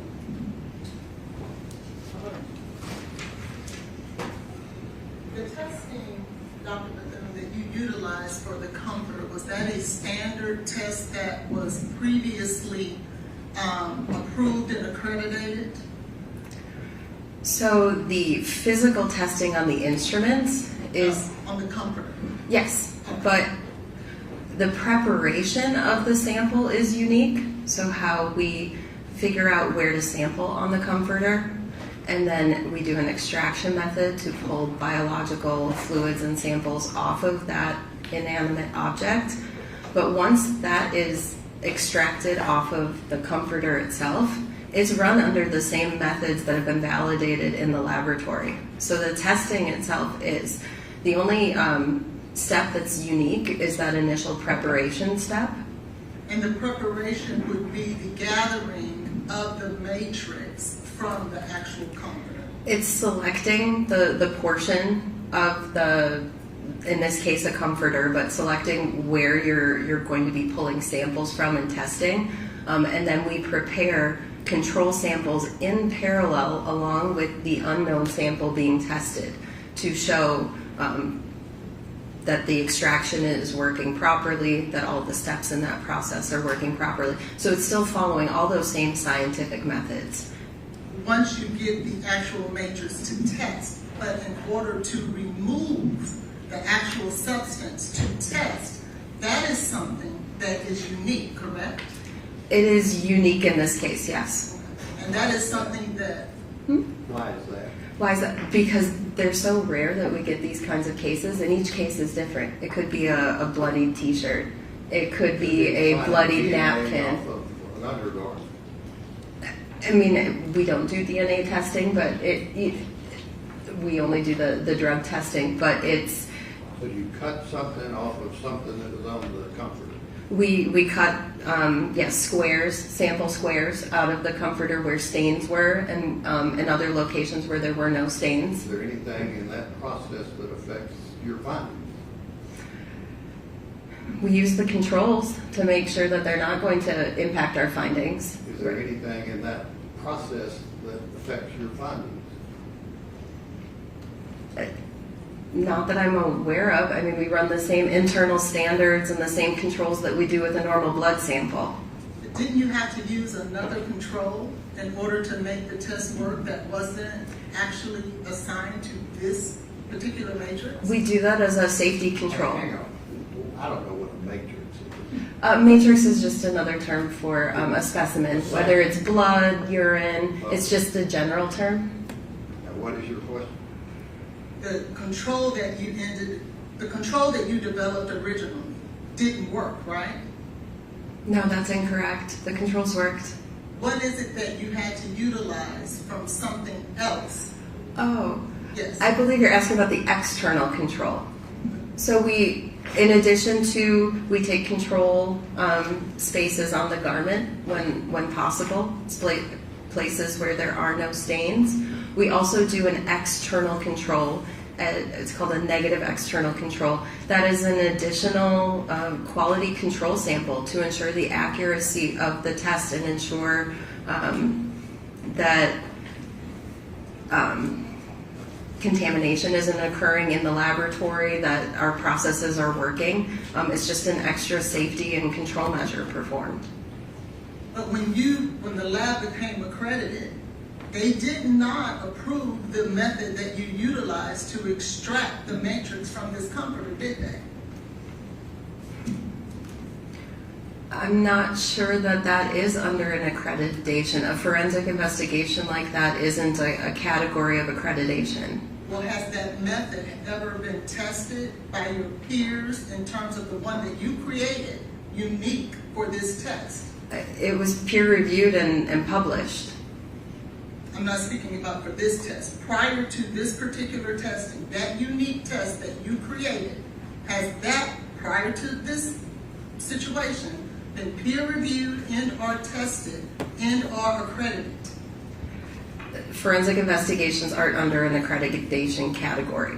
So as far as I'm aware. The actual test itself, the test and the analysis is valid and accredited. The difference is the preparation, but a preparation may vary even on, say, a tissue sample. I may not use the same preparation for this liver tissue sample that I use for that brain tissue sample. So that's where that preparation step can vary a little bit, but it is done to get that biological matrix into a format that can be tested on those validated methods. Because without you doing that, you can't test it. And my point is, there's nowhere in NMS labs, any of their systems, any of their standards of procedures that you can go to pick out what you had to create in order to test this particular. There's a general standard operating procedure for forensic investigations, but it is highlighted in that standard operating procedure that the exact controls and the exact process for performing that extraction will vary based on the nature of the sample being tested or what we're trying to remove that biological matrix from. So in the past, we've tested, I shouldn't say we, the laboratory has tested things like tampons, used clothing, bedding, sheets. We've been asked to pull blood off of metal. So each one of those matrices is going to be very different, and the ability of us to pull that fluid or that biological sample off of that object is going to vary. So if you've had it, why did you have to create a whole new one? Why did you have to get one that's only unique to this case? Because each one of these requests is different. Each one of these is unique. The stains aren't going to be the same. They're not going to be the same matrices. It could be blood, it could be urine, it could be vomit, it could be brain matter, stomach contents. And so this is one of those instances where you really have to use an experienced toxicologist or person to go in there and try and determine where that location is for the biological sample and pull out the proper sampling from the article of clothing or metal or wood or whatever it is. So can you explain then why is the standard written as opposed to one that NMS normally utilizes? This is not what you normally do, is it? That's my handwritten notes that I was taking contemporaneously, telling you every step that I did that day. Okay. Isn't this what you had to use in order to extract it? That was me writing down exactly what I did during that extraction process. And that is something that was unique to this case that has not been peer reviewed and or tested. It was technically reviewed. It was technically reviewed by another scientist at the laboratory. After you created it, I'm talking about prior to. But I was still following my standard operating procedure. I was using a methanol extraction. I was creating all the proper controls that are written in that standard operating procedure. I was following the method, but that method or that procedure gives me some flexibility in how I need to do that. So I was giving you very specific documentation of how I specifically did that. If you could please just answer my question. Outside of the individuals who tested You'll it, just ask a question instead of adding what you want everybody to hear and what you think is very flashy. Just ask a question. Your Honor, I promise I'm not doing that. I just want her Don't to answer the ad-lib question. everything. Has it, outside of the people in NMS, after you created it, is there anyone else that has peer reviewed this test so that it is Nobody has to peer accepted review science? this test under 702. If the court feels that way, I'm fine. I just want to be able to ask the question. How could they peer review it when it just happened? And that is my point as to why we were objecting to the Have validity. you ever had you personally, had any samples taken from a comforter that you found vomit on with some drugs in that you published or had peer reviewed I mean, so this was included in a publication afterwards? after the test was performed, along with other forensic investigations that our laboratory has performed. What you're saying is unique is taking it from a comforter. It's not even that part is unique. It's just the having to do some extra steps to really prepare that sample is unique. I can't treat it just like a blood. So what you did that makes your results unreliable. I don't believe so. Okay. Anything else? No, Your Honor, we would object ask for a ruling from the court as to Object based on what? that it has not been peer reviewed What and or hasn't tested. been peer reviewed? The methods that she had to create in order to perform this, in order for it to You've move. never done any samplings from any garments or blankets or The- blouses or? The laboratory has, that's what I'm trying to say, and we published on it.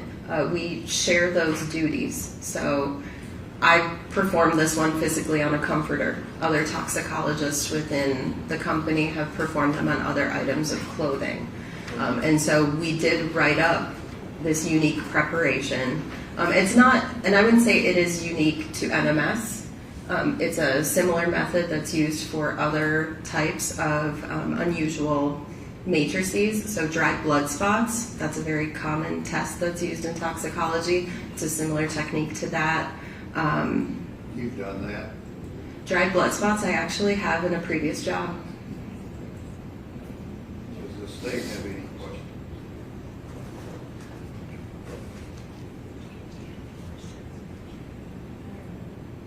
On their objection, do you have any questions on this proffer?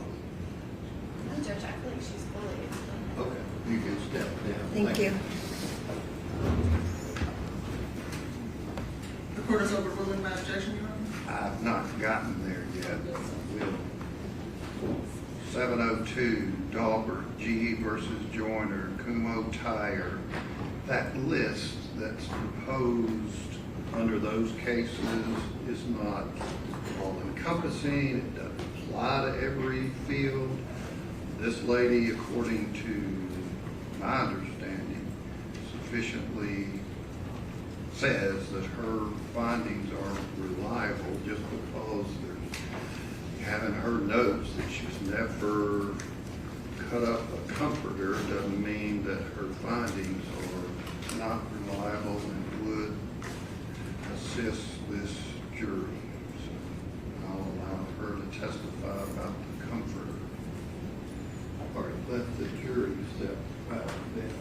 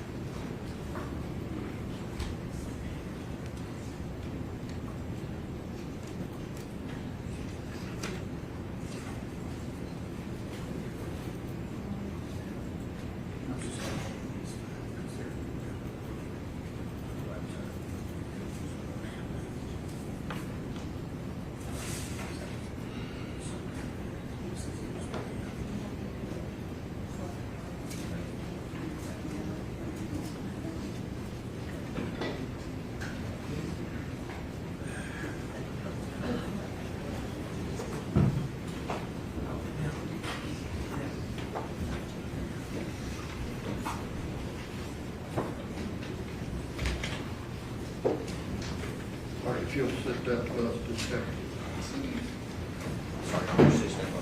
Yes. Do you swear the testimony you're about to give is the truth, so help me God? I do.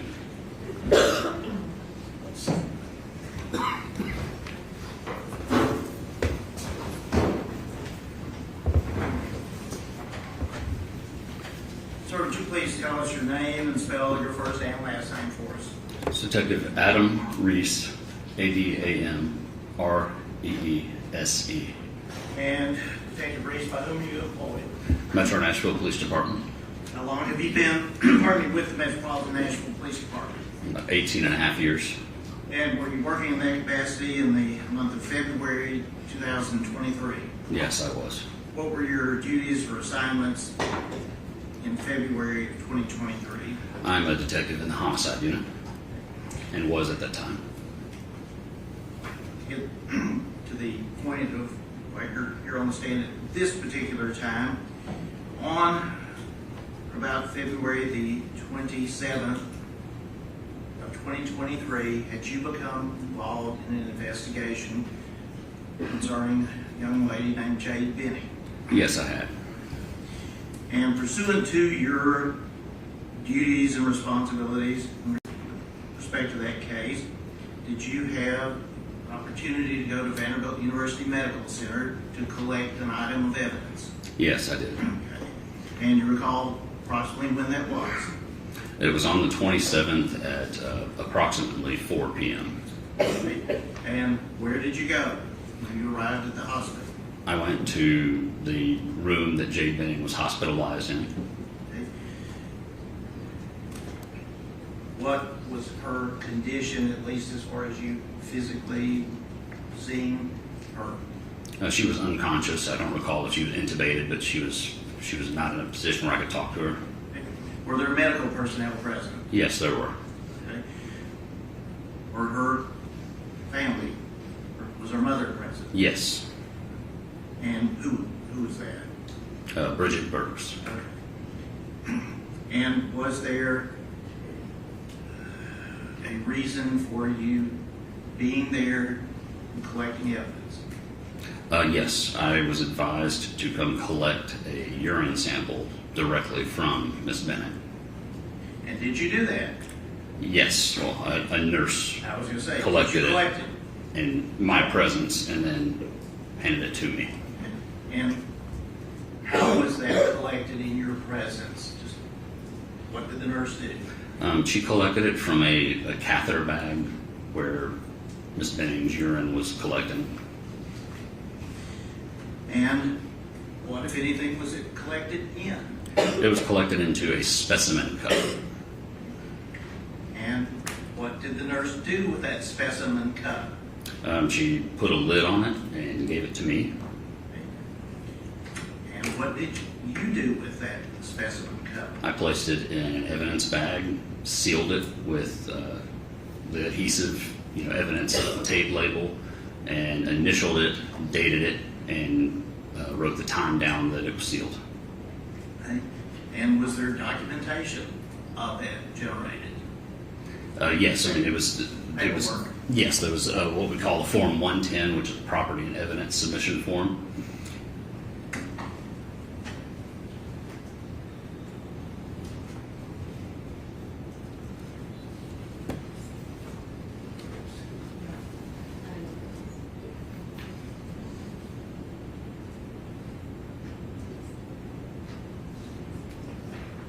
No objection. All right, if I could have this group of 5 photographs be passed to you. Detective Reese.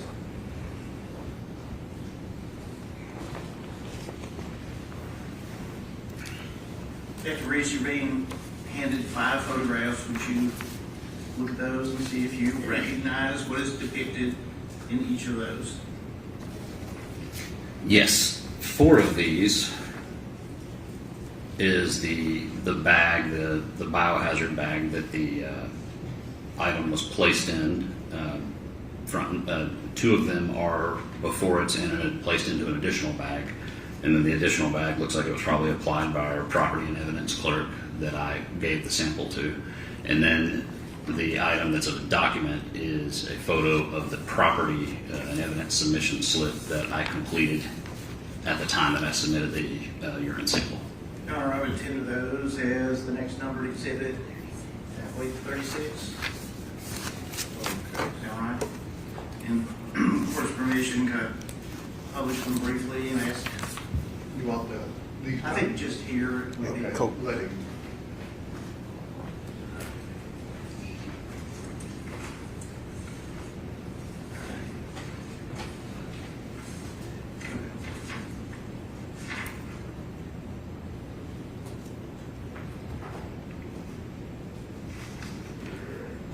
I put up what I believe I just arbitrarily labeled A, which is now 36A, but what are we seeing in this photograph?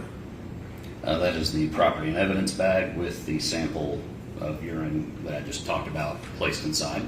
Okay.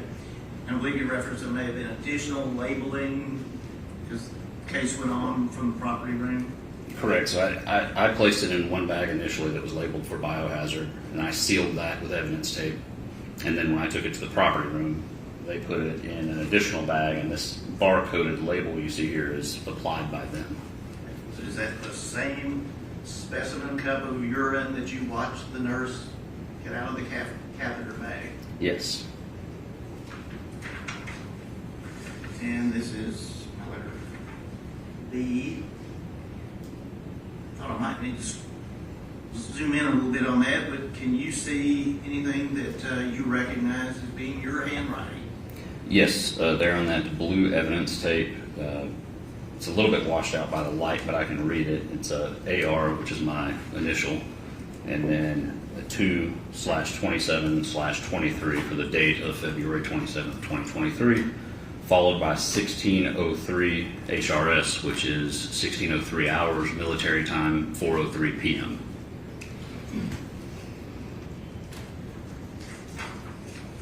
You referenced there was a photograph or two before the real packaging took place. Is that one of those, of the clear bag? Yes. And then as things went on, biohazard added Yes, and that's just the other side of the bag. the other side.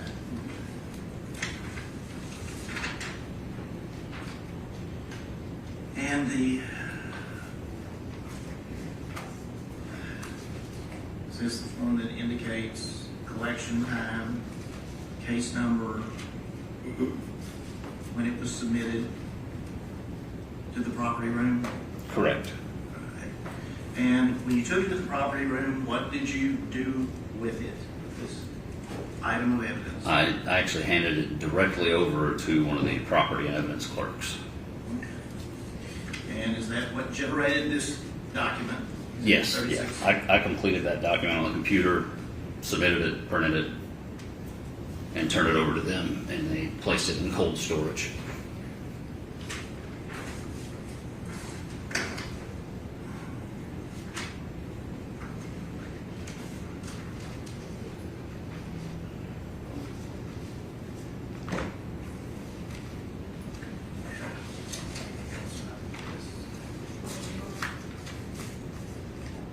Those are my questions relevant to this issue.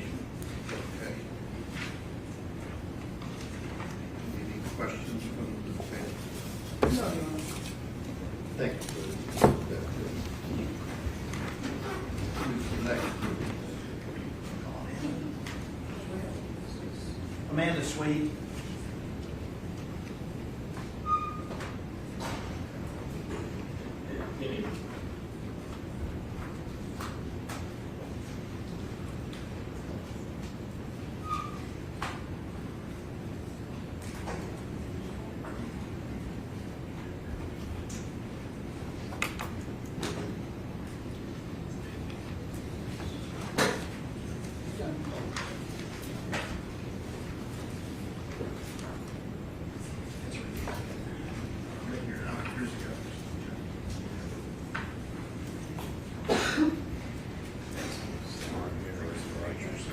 You swear to testimony you're about to give us the truth, so help you God. I do.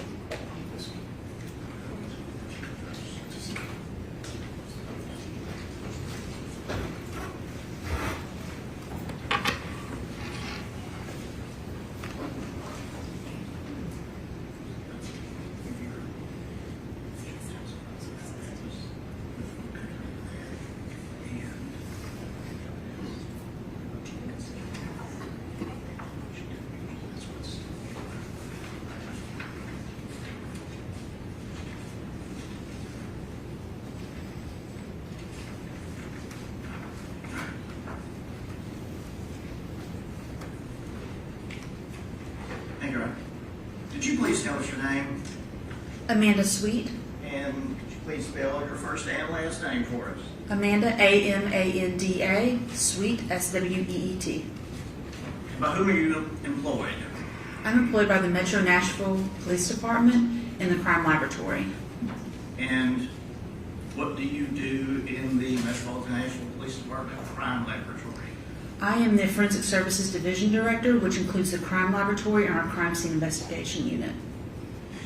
How long have you been employed by the Nashville Police Department? Since 2013, And when you were first became a member of the police department, what were your duties? I was hired to be the toxicology unit supervisor and to help start the Metro Nashville Police Department crime laboratory. So there, my duties were to oversee hiring of staff, procurement of instrumentation, method validations, and things to be able to do toxicology analysis.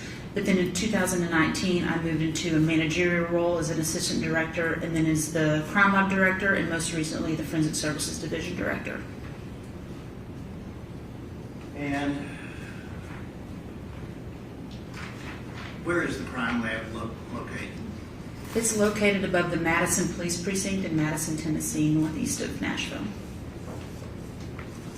And what types of examinations can be performed by the crime lab? So we are considered a full-service laboratory that consists of several different forensic disciplines. We have latent fingerprints, tin print, firearms identification, drug identification, DNA testing, and toxicology testing. Are there some things, though, that the lab does not do and Yes. are outsourced? Yes, so even though we're a full-service laboratory, for example, our toxicology unit specifically does DUI testing, so driving under the influence analysis. And the best specimen for that type of testing is blood. So our panels for testing are limited to drugs that you would see in impairment cases. So anything outside of the realm of DUI testing, we will sometimes send to a private laboratory like NMS laboratories, because they can do testing on different matrices like urine that we're not capable of doing just because it's outside of our scope of testing. And pursuant to your duties and responsibilities, are you essentially a supervisor over what comes in and what goes out of the crime lab? Yes, so as the division director, the crime lab falls underneath me in all those disciplines. Those supervisors report to a crime lab director who ultimately reports to me. So I oversee the operations and what samples come into the laboratory, what evidence we accept, and make sure that it's within the scope of testing that we can perform. And are there certain protocols as far as accepting evidence into the crime lab? Yes, we have an evidence receiving unit that has their own set of standards of how evidence is received and accepted. And we also follow accreditation guidelines. Our laboratory is accredited by ANAB, so we follow a set of national guidelines on how we receive evidence, how things are documented, how reports are issued from our laboratory. And is that documentation retained with each specific case? It is. We have a software called Justice Tracks, in which we image all evidence that's received. That's where we have all of our notes, all of our analytical testing results, and our reports are issued through that system so that everything is tracked and documented. And specifically, with respect to your laboratory case number 23-001060 involving a Ms. Jade Benning, have you reviewed the materials and chain of custody, everything to do with that case as far as the crime lab is concerned? Yes, I have. Right. All right, this time, could she be handed exhibit number 9? It's the previously introduced.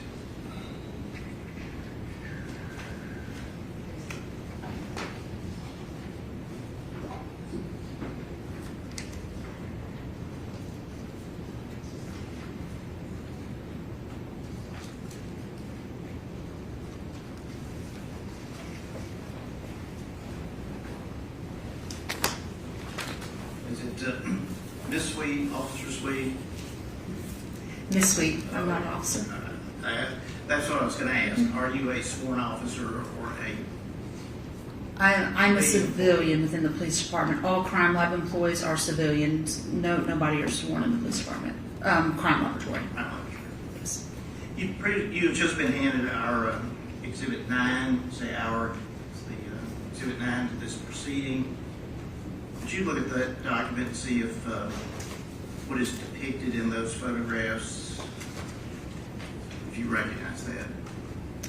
Yes, I recognize this as a blood alcohol kit that we would routinely receive in our laboratory. You can see it has the Metro Nashville Police Department property and evidence label on it, and we routinely receive these for DUI cases. Okay. And jury's previously seen these, so I'm not going to redo that, but if you could turn to the, I'll put this up, the next to last, well, third from the last page.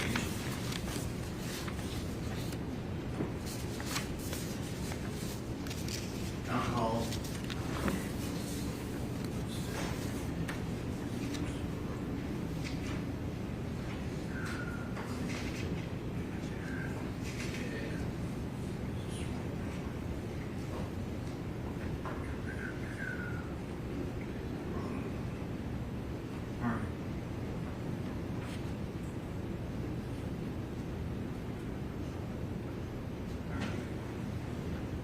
Did something, it's coming back up hopefully here now. Oh.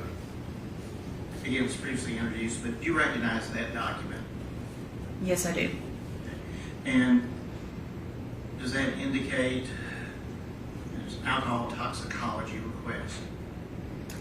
So this is a form that is located in the kit that we request the officer submitting the kit fill out, that has some information regarding the case.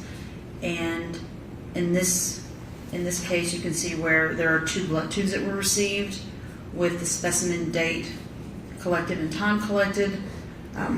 The registered nurse that collected the blood sample, and they are requesting an alcohol and drug screen on this case.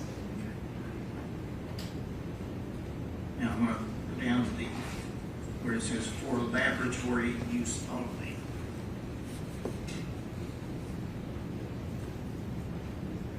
What is that part of the document reflecting?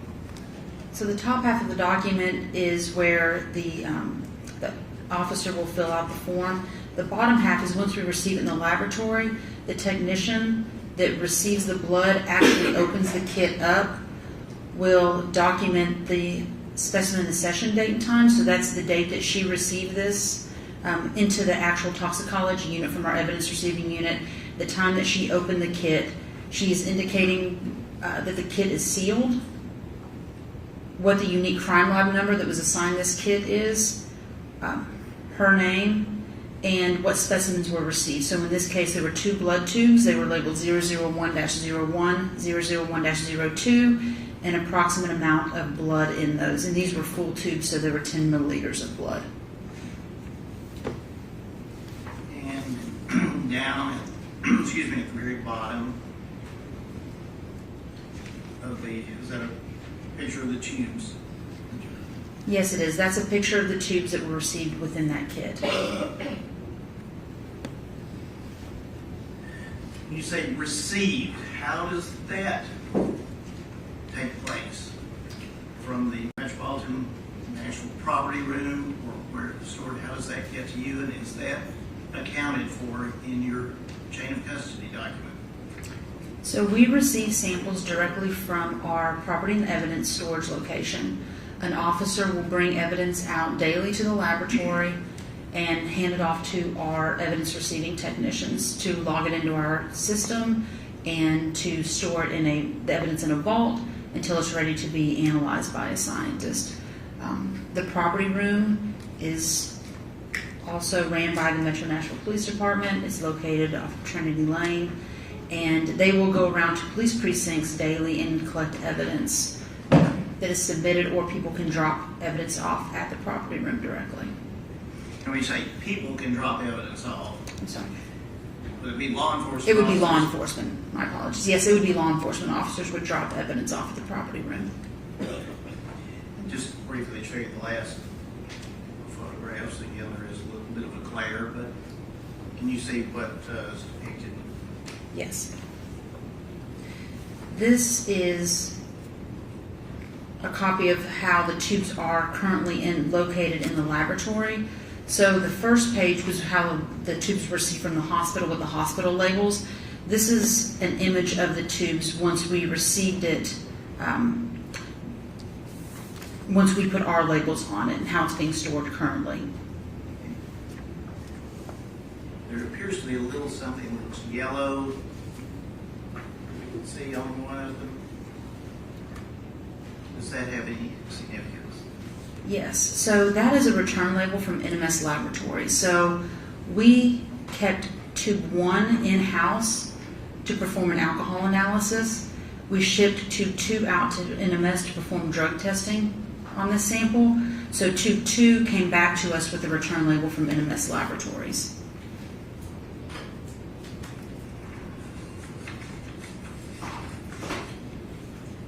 That's all I was going to ask you about that if you want to set it aside. But do you have your chain of custody report, a copy of it with you? I do.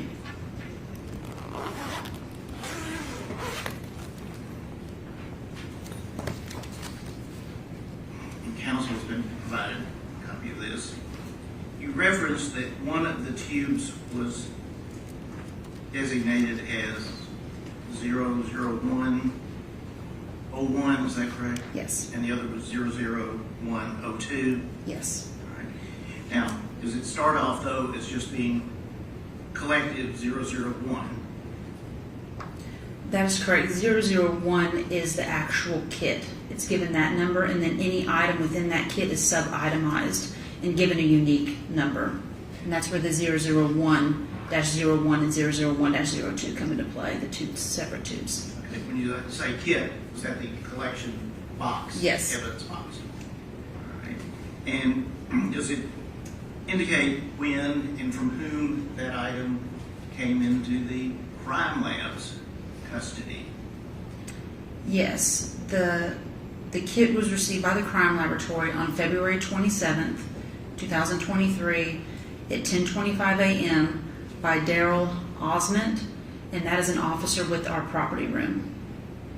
And was it then logged into the crime lab? Yes, it was received by Barbara Reed, and she is an evidence receiving technician with the crime laboratory. And she, once she received it, that's when she would image the kit, and then she would give it a unique crime lab number, and then it goes to a storage location, which is a vault within the evidence receiving unit.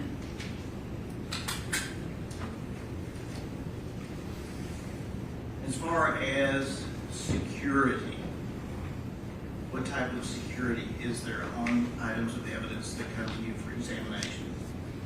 So our crime lab has essentially 3 levels of security, the vaults being the most secure. There are other people within the police department that have access to the crime laboratory hallways, but the units are locked down specifically to crime lab employees. And the vaults are specifically locked down to people that work within that unit, myself and the crime lab director only. So it is very limited access. Now, does the chain of custody indicate that 001-01, what happened to that tube after it was removed from the box and separated? Yes, so those tubes, once Jessica Brooks, who works in the toxicology unit, she's a senior scientist there, she retrieved the kit from our evidence receiving unit, and that's when she took custody of it to actually open the kit, verify that it was sealed before she opened it, and to take the images that we have already referenced of the blood tubes and the form that was within the kit. And then after that, she puts it into a refrigerator that's located within the toxicology unit, also in a vault location that only is accessible to the people in that unit, myself, and the crime lab director. And what happened to that? Was it relabeled the 001-01 and the 001-02 at that time?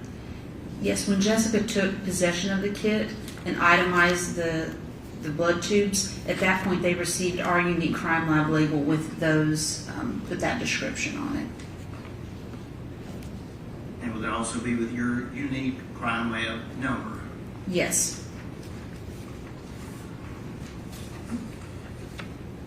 And what, if anything, occurred with 001-02?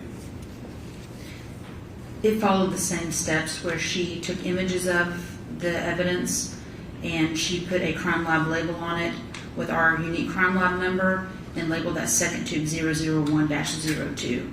And those are also on the images that we've previously referenced, where you can see the unique number on each tube. And what, if anything, happened with that tube, the 02? Was it examined at your lab or referred out? 02 was the tube that was sent to NMS laboratories. 01 is the tube that remained in-house for the alcohol analysis that was performed. Now, are you familiar with NMS labs? I am, yes. And how so?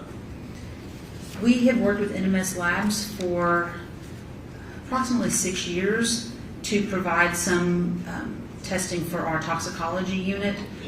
We had to use them for testing. We have to make sure that they follow the same accreditation standards that our lab does as part of our accrediting body requirements. So they are also accredited by ANAB, so we know that they follow the same set of guidelines that we would follow in testing.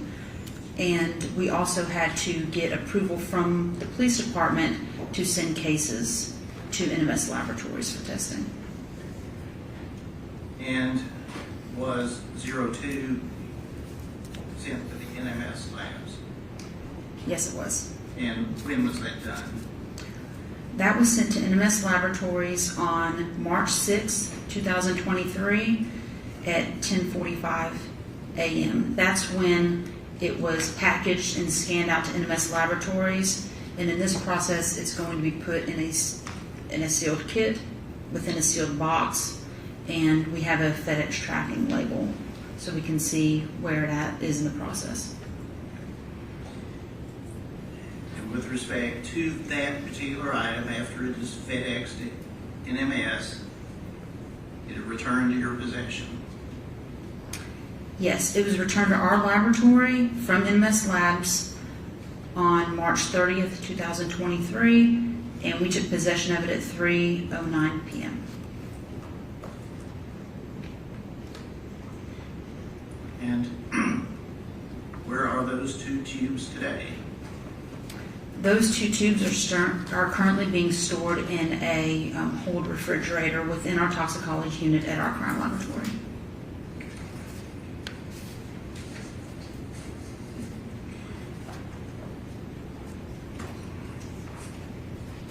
Were there other items submitted to the crime lab with reference to Jade Benning's case? Yes, there were. Yeah. Was one of those a urine specimen collected by Detective Reese? Yes. And did it go through the same protocol as far as being brought to the lab, checked in, and given its own number? It did. Okay. And what was that particular item? What number was it given? The specimen cup of urine was given item number 002. And, pardon me, when was it received into the crime lab? That was received on March 2nd, 2023 at 12:21 p.m. from our property room. The same officer, Daryl Osment, also brought that sample to us, and it was received by Barbara Reed, our evidence receiving technician, and then placed into an evidence freezer for storage. So by being an evidence freezer, was the urine sample frozen? Yes, it was stored frozen at that time. And is that protocol? Yes. Policy? What was the progression of that item from the freezer? So that item, the original container that the urine came in stayed within our laboratory, but we took an aliquot, a portion of it, to send to NMS laboratories. We did not want to send the entire specimen. We wanted to preserve some at our laboratory. So it was itemized as the cup of urine was 002-01, and then the aliquot taken to send to NMS laboratories is 002-01-AA. When you said aliquot, could you spell that and tell us what that is? So that's essentially taking a sample of it. We took a portion of the urine from the original cup so that we didn't send the entire sample out in case we needed to do additional testing in the future. So it's just a portion of it that was put in a separate vial and given a separate label with the 002-01-AA to recognize that it came from 002, but it was a separate portion taken out, and that followed its own chain of custody that was being sent to NMS Laboratories so that we could track the original container as well as that sample that was taken. Did the original container ever leave Metropolitan National Crime Lab? The original container never left our crime laboratory. It just moved from an evidence vault into the toxicology unit for storage in a refrigerator there. And is it still there today? It is. Now, with respect, though, to the sample, what happened to it, the one that was taken from the original container?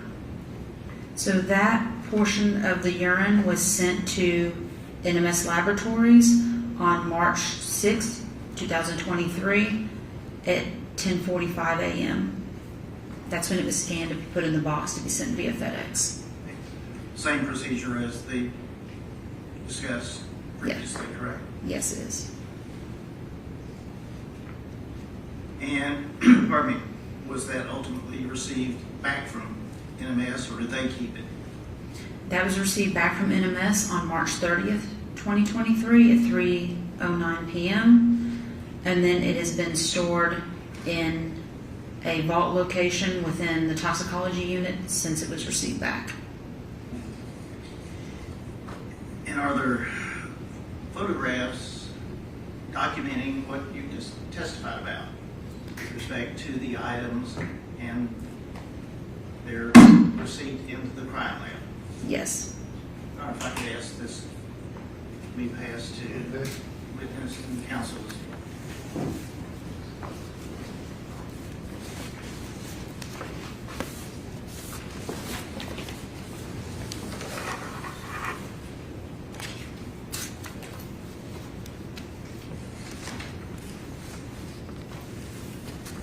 This is what you look through it and see if you Yeah, right. recognize. And see if they're pertaining to the urine specimen we've just been discussing.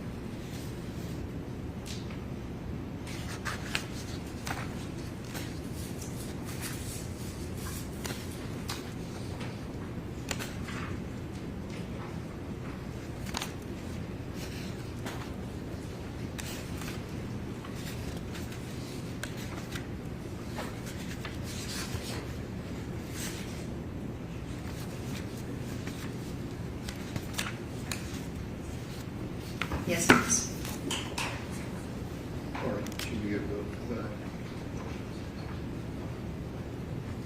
Yes, I'd like to ask that those be marked as the next collective exhibit and allowed to publish.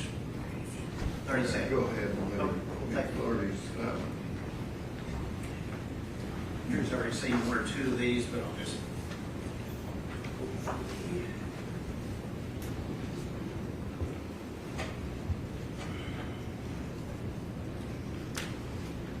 And does that appear to be standard Metropolitan Police Department packaging and have the documentation? Yes, it does. You can see that the larger label, that is our property room label where it went there prior to being submitted to the laboratory.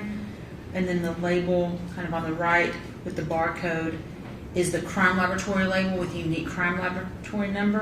And it's hard to see here, but it says it's 002 is the number.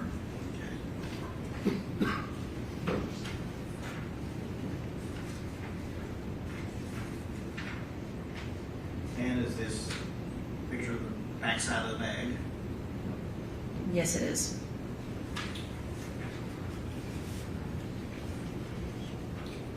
You've sort of seen this, but picture of the bag, of the urine container in the bag prior to it being labeled. Yes.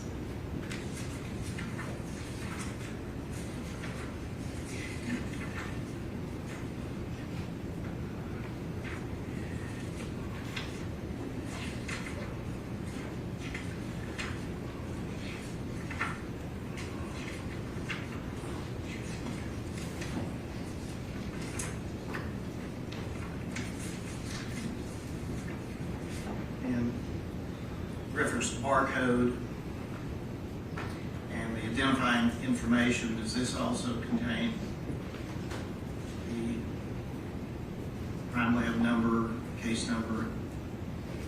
It does. That is our crime laboratory label with our unique crime lab number.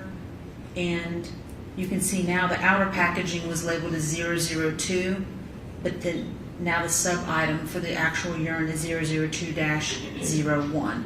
So that's the label that went on the actual urine. The one that went into the freezer? Yes.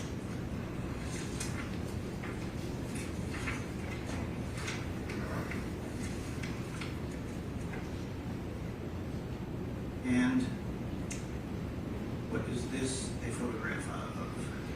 This is a photo of the aliquot or sample of urine that was taken from the original container that was going to be shipped to NMS Laboratories.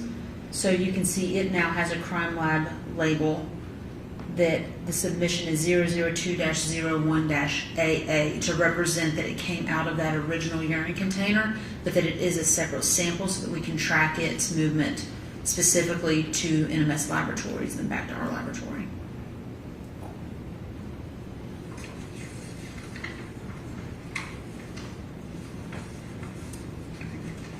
And last one. Is this? That is the same urine now with an NMS. That is NMS's barcode that we're looking at there. And is that how it would look when it came back to you from NMS? Yes. So once NMS receives it, they will place their own label on it, and this is routine how we receive samples back from them with their label. Tip this back. 37. I believe you previously said when that came back, it went to the cold storage. Is that correct? Yes, it's in a storage location within the vault within our toxicology unit. And how, if at all, do you know that it is still there? I, last week, went back and I visually looked at it to verify that it was in there. I also asked a evidence tech or a forensic scientist within the unit to take photos of that evidence and to show the state that it is currently in the laboratory. So on June 18th, I asked her to re-image everything in the case to show that it was located in this refrigerator number 6. But before she did that, I went back in the refrigerator and looked at the evidence to verify that it was in that location. Is there any standard retention period for, let's say, blood that comes in for a DUI case? For routine DUI cases, we will keep samples for 1 year, and then after that year, they will be destroyed unless we receive a hold request. But anybody, the defense counsel or the prosecution or an investigator can always send us an email requesting a sample to be held. If they think that court might be coming up, it might take longer than that 1 year. So we will routinely hold cases upon request if necessary. And was there such a request made in this case? Yes. And you referenced having someone take pictures of the items that you visually saw were still there. Yes. If I could have this counsels.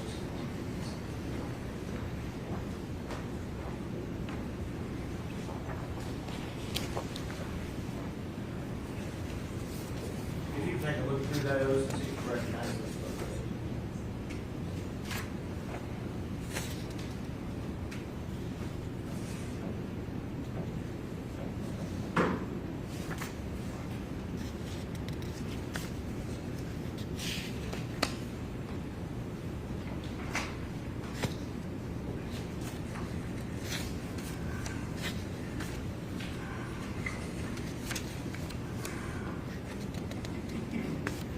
Yes, I do.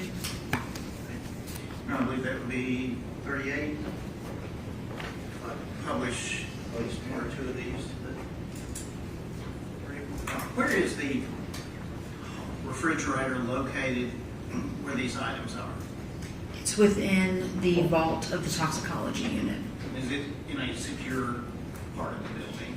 It is. It's badge access only, and only the individuals that work within the toxicology unit, myself and the crime lab director, have badge access to that vault location. Put up one, and this appear to be a, well, you tell us, what are we seeing here? This is with the refrigerator door open. This is the location where the case is being stored in the refrigerator. And one thing I'm going to try to zoom in here, if I can.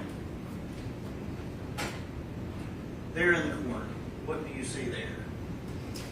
So anytime that we take an image and upload it into the case file, it is, an annotation is burned into the image.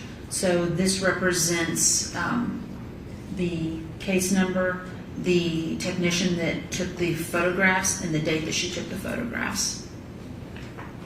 And June 18, 2026, last week. Yes. And does that image appear on any and every photograph of everything that's at the crime lab? It does, because our software actually puts that in there, whoever's logged into the computer that scans the image in. So it's a timestamp that's put by our software on that image. So if somebody scans that picture, we know the date. We know the date.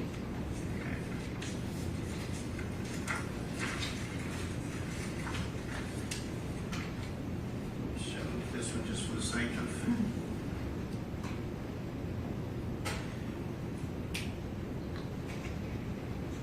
So we see the word hold on that.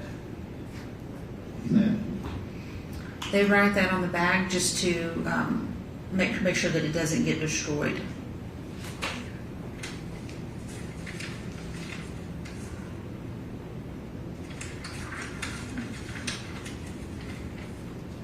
This one we can see not only the hold. Does this also appear to be what you talked about, the tubes that are still there?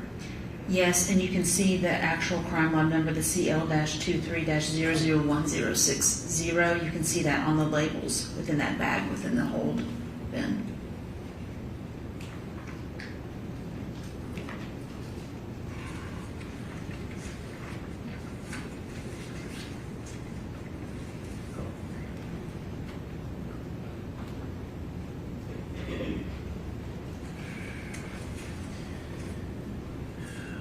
Anything about the handling of evidence involving this case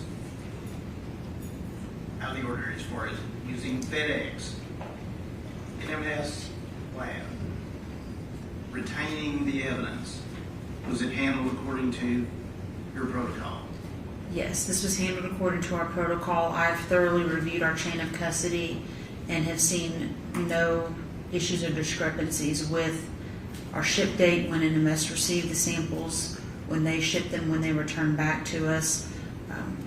And we routinely use NMS laboratories, so we will make shipments to them almost every month, routinely. So this is a very common process for us.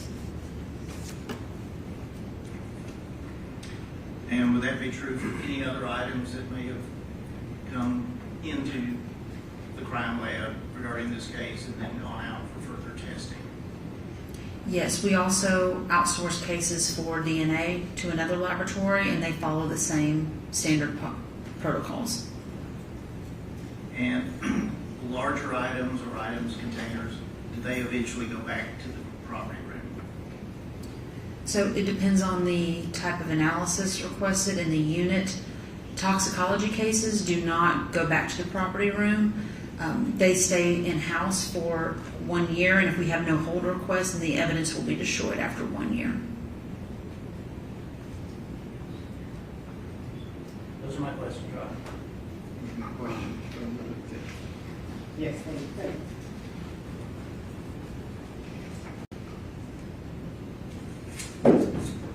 Good afternoon, Mr. Reed. Good afternoon. Saw a whole bunch of pictures that just came up, and I'm not going to ask you about individual pictures, but one thing I was kind of noticing as they were coming across is we're talking a lot about labels and how things were labeled, and that seems to be a very important part of what you do and what the crime lab does. Is that right? That's correct. So you take a lot of care to make sure things are labeled accurately. Yes, we do. And there's a lot of different kinds of labels too, is that right? We have, in our laboratory, our labels are pretty uniform on what we put on the case as far as a crime lab number and specific item number. Well, let me clarify that, because that was kind of a bad question. I noticed different types of labels, like you have a label for your crime lab, right? Yes. And NMS Labs has their own label. Yes. There's sometimes tape across the top that says evidence on it. That's a kind of label, right? That would be, I would consider that a kind of seal. Okay, Yes. seal. And that's important too, right? It is. There was even on one of those outside bags that someone wrote in marker hold on it, right? Yes, that was somebody in our toxicology unit. That's a direction, but that's kind of a label too, right? Yes. So there's all, and I'm being a little like, big picture here, but there's all kinds of labels that help people know what to do with certain kinds of specimens, right? Yes. And it's important that those labels are accurate, right? It is. And part of your job, you're maybe not doing all the labeling, but you're kind of overseeing, making sure that everything is done in the right way, or that your lab is operating in the right way, right? Yes. And that's part of because you're a manager, right? Yes. And then, am I right, and did I understand it that in your managerial role, you're kind of like a in-between person for communications between these different entities? I am. I'm an in-between person communicating with our police department, with other laboratories and agencies, yes. Sure, so you work for the police department, Yes. in the lab, but still for the police department. Yes. Sometimes you communicate with the actual detectives or whoever's investigating the case. Yes. Right? Sometimes you communicate with NMS Labs. Yes. Sometimes you communicate directly with the district attorney's office. Yes. And as part of that, you're one of the people that helps make sure everybody knows what needs to be done at various parts of the investigation. Yes. So if NMS Labs needs some information on what kind of test needs to be done for what specimen, are you the person that helps kind of connect that information between agencies? Myself or the toxicology unit supervisor specifically would probably be more involved in that in most scenarios with our DUI cases. But they are the ones responsible for what testing panel is being ordered. So, for example, and let me know if you remember this, I think we even maybe had a call about this several months ago. There was a situation in this case where there was some testing requested and some testing not requested. Do you remember that vaguely? And I'll ask more specifically if that helps. Yes, if you could, that would be helpful. So do you remember there was a comforter in this case that there was some testing done? Yes. And some initial, and we don't have to talk about the reasons for this or the specific results necessarily, but like initial panels suggested that there was cocaine, fentanyl, marijuana, and amphetamines at a very kind of low level screening. Remember that? I do remember that. And that there was some subsequent communications about what do we want further testing on. And you were involved in those communications, right? I was with some of the specimens. I don't know, I'm not aware of all the specimens, only what came through our laboratory and was sent. But I was involved in some of what was being tested as far as ordering the panels. Sure. And ultimately the decisions were made, we're just going to test for cocaine and fentanyl, right? Yes. And there were probably reasons for that. There was a lot of communication surrounding that. You may or may not have been the person making that decision, but you're involved in the communications, right? I was. And those communications are really between kind of the toxicologists and maybe the DA's office and law enforcement who are investigating the case, right? Yes. And you are kind of involved in coordinating that. I was. And ultimately, you did end up being kind of present at like this final team meeting before a charging decision was made in this case, weren't you? I was involved in a meeting to discuss some of the the samples and what was ordered and things like that, yes. And that was sort of with the detective and the district attorney's office, and you were kind of there to help explain what was done in the toxicology in this case, right? Yes, what samples we had received, what samples had been sent out in regards to what we had in our laboratory. Thank you. Those are my questions. Any redirect? No, Your Honor. Thank you. Thank you.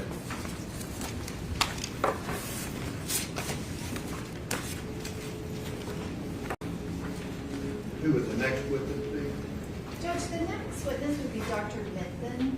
I do recognize the hour. If I might suggest a possibility, she could clarify the collection time for the two CFSRE reports. Okay.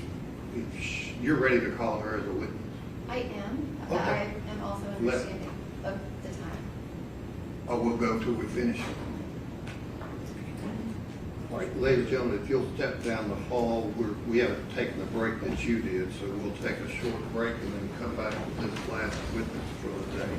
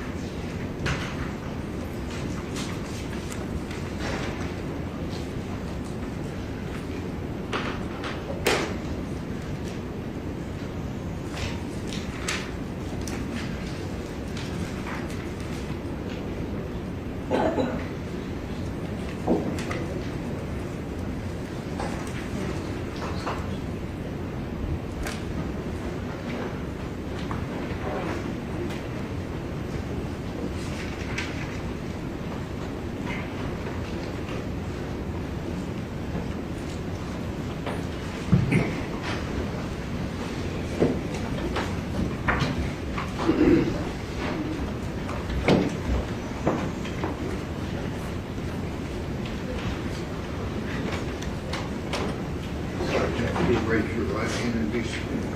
Do you swear the testimony you're about to give is the truth? I do.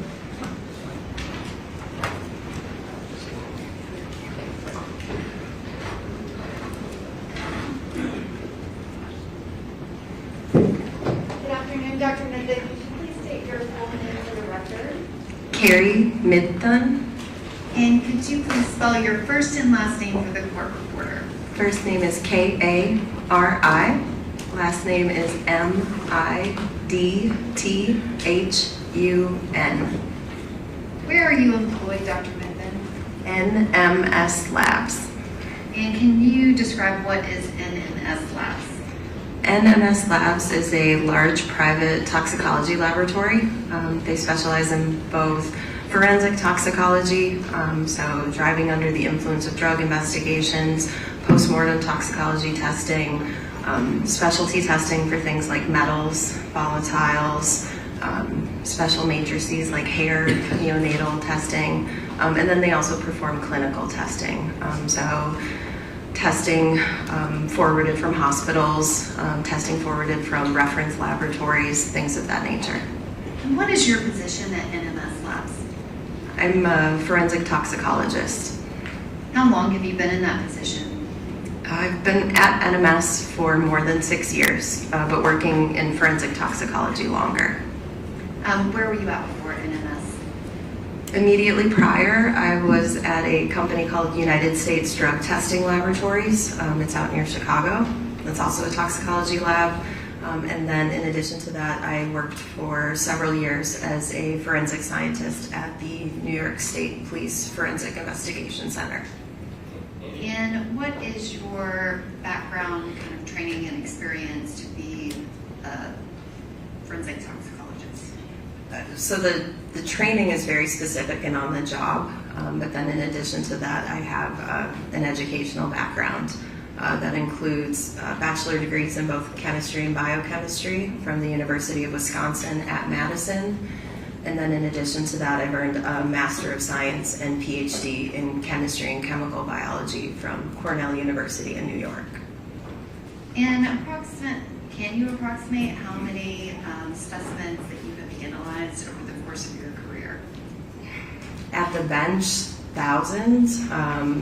In the capacity of a case reviewer, tens of thousands. And have you been previously qualified as an expert in toxicology? Yes. And how many states have you been qualified as an expert? I have no idea off the top of my head. It's more than 10.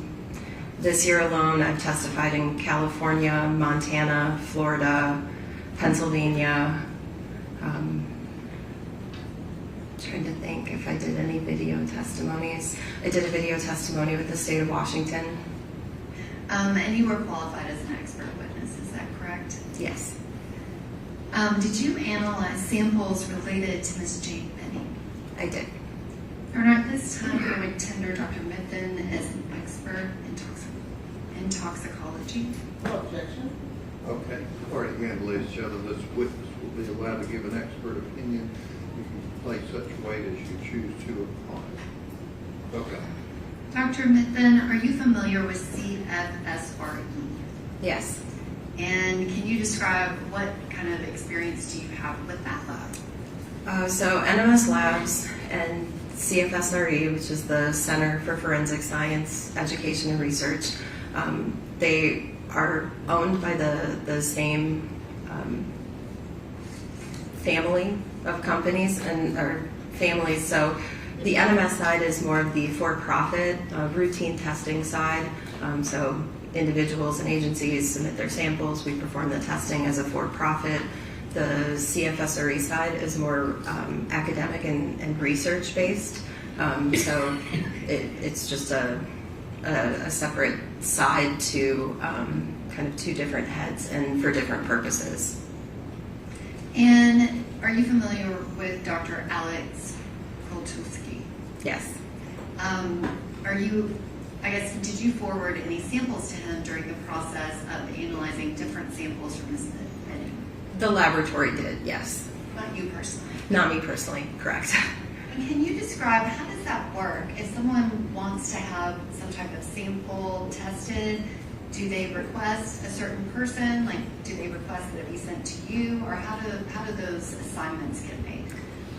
It can happen in many different ways. It can happen during the course of testing for an NMS case where we've identified possibility that there's a drug or something in the background, and we don't have the capabilities to perform the test, but we think CFSRE might have that ability. So then we would ask permission from whoever submitted the sample. If they are willing and okay with it, we can then proceed to assist with transferring the sample or a portion of the sample over for the additional testing. Sometimes the request is made without us having to reach out. They just indicate that they would like that sample sent over. It happens organically, just depends on the nature of the case. And how many scientists from NMS worked on different samples related to this bidding? I have no idea what the total number is. NMS works in a very departmentalized system, so we have different departments performing different functions. So one department may just perform the alcohol testing. Another department may just perform the screen test. A separate department may perform some of the additional tests, such as a marijuana cannabinoids test. And so all of those different pieces are working simultaneously. When that finishes, it comes to my department, which is the toxicology department. We perform a final case review. So we're bringing all those pieces back together. So before the case ever reaches me, it could have touched dozens and dozens of individuals, depending on how much testing was required. But were there other toxicologists that performed the same testing that you do that tested different items related to misbidding samples? Yes, there were at least two others. Actually, there were a total of 5 that were involved in the case review for the number of cases that came through with that naming. And have you reviewed and done your own testing for any of the samples that we're presenting in court today? I re-reviewed 2 of them by request. And the others, you were the original examiner, is that correct? All but 2 of them. All but 3 of them. One of them went out without a signature. It was a clinical request that did not require a forensic toxicology review. And then 2 separate work orders were reviewed by other toxicologists within the department. I am going to ask that this witness be handed Exhibit 34. And Dr. Mithun, I'm also going to hand you several pages from your litigation packet related to NMS Work Order 23078891.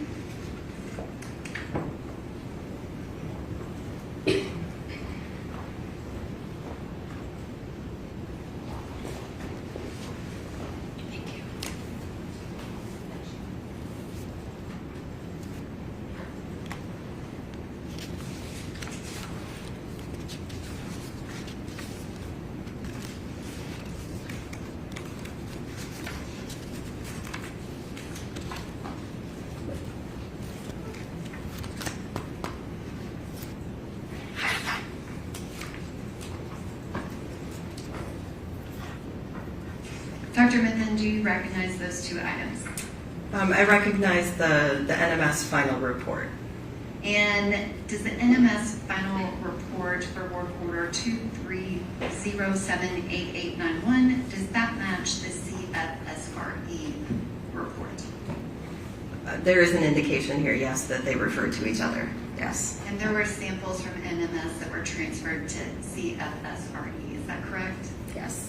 And these 2 things correspond. Yes. There was a page denoted with a Post-it and the litigation pack paperwork. Yes. Can you describe that barcode in the middle of the page that is titled Analysis Requisition?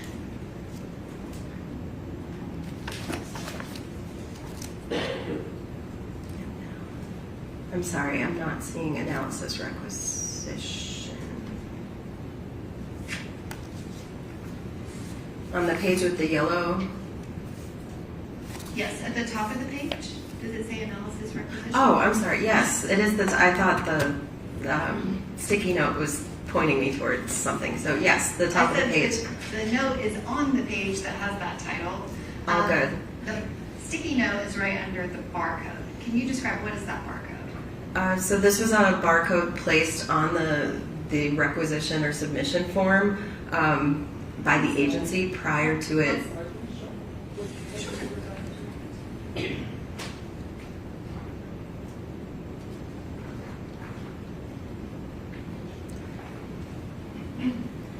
So it's some form of a sticker barcode placed by the agency prior to them sending it to NMS.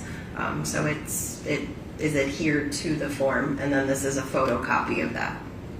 And can you read out the barcode specimen ID number that's under the barcode for the record? Yes, there's 23-056-007049A. And can you also read for the record what the patient name as well as the date of birth is on this requisition request? So the sample ID patient name was listed as Mayotte, VUH, with a first name of Stat Feb. And at this time, I'm going to ask the witness be handed 2 pages from Exhibit 11, is page 70 and page 279.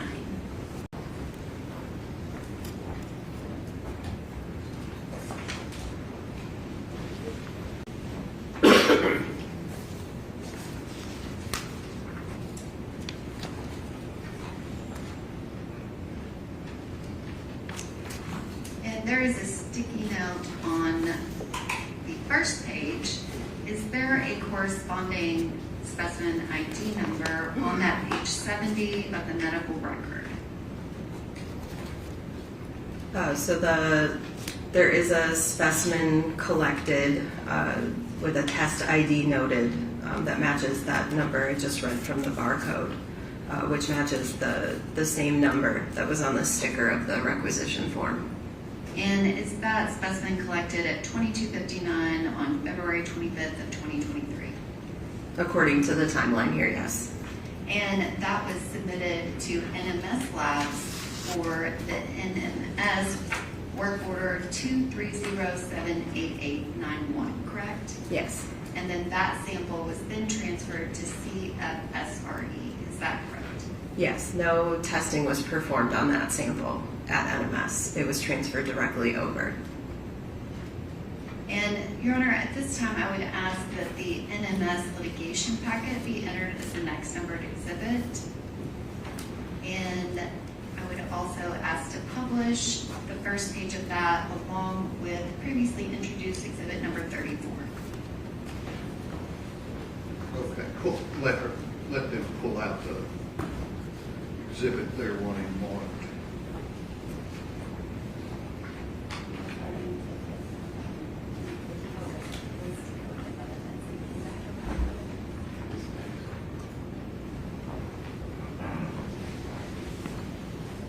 Thank you. Which shows, yeah, is that the one you're wanting more? One You of said the you wanted the exhibits- litigation package marked. The one in your Where left is hand that? is the one that I would like introduced as an exhibit. All right, And then I that'll be just 39. wanted her to retain the 2 pages of medical record numbers so we don't have to You go have to the that. binder. Yes, I Okay, do. go ahead.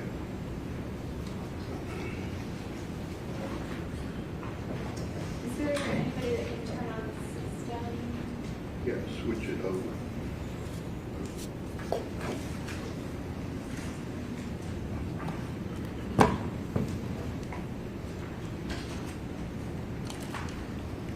Which, you want it on the card? I want it on the Computer. computer.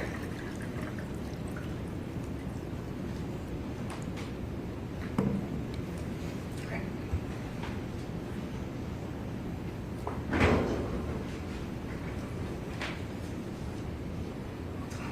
And Dr. Middleton, again, you have your work order on your report, and then that same work order number is on the CFSRE report, correct?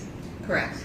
And this is for the urine specimen from Vanderbilt University Medical Center, February 25th, 2023, collected at 22:59, and you have matched up that specimen ID, is that correct? Correct.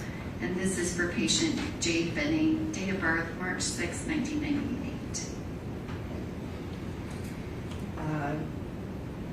It's at the top of the medical record that you have.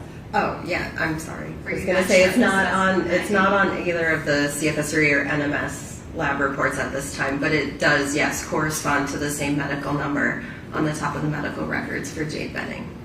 And you have page 70 of the medical record that gives the collection time, as well as page 279 of the medical record that lists that same specimen ID, and it has a reference to the NMS Labs report and has your signature on it. Is that correct? Yes. Thank you.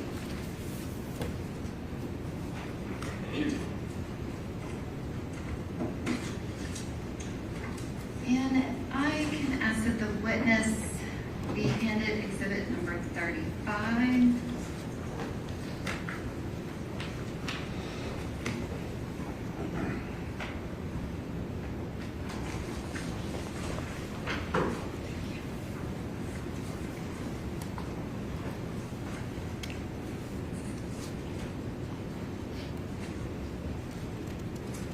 And if you could just retain that, I'm going to ask that you be handed NMS final report 2307889, as well as a portion of the litigation pack from that same report 2307889. It's pages 6 through 10 of the litigation packet.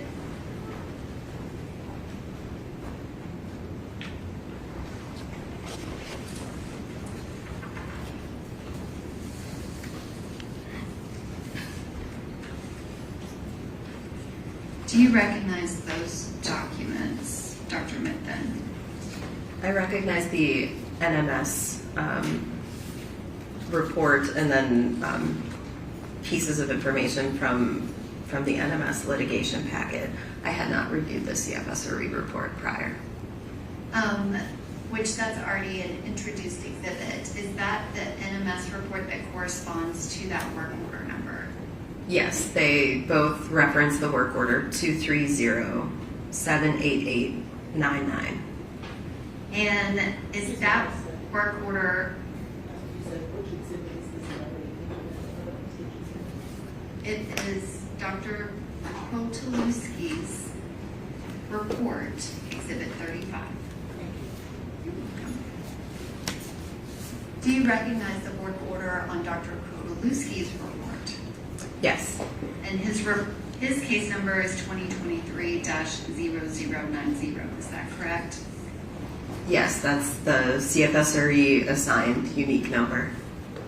And Your Honor, at this time, I am going to ask that the NMS report be made an exhibit, but I would ask the witness to be able to retain it for a moment. Okay, go ahead. And may I publish that exhibit, which is now exhibit 40, along with previously introduced exhibit number 35.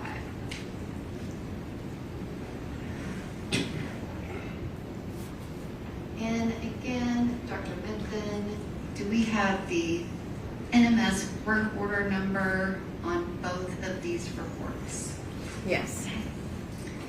And I am going to ask that Dr. Middleton be handed pages 320 and 321 from Exhibit 11.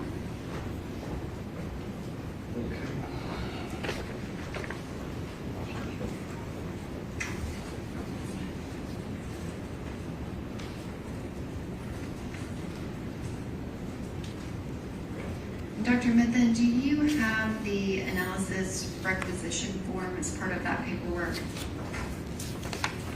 Yes. with the barcode? Yes. Perfect. Can you read out the barcode for that analysis requisition form? So beneath the barcode, the number is 23-057-00 I believe it's 143A. And the medical record that you were handed, the 2 pages, do you see that exact same specimen ID in those medical record pages 320 and 321?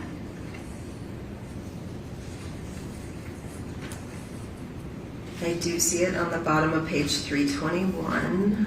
I'm looking on page 320.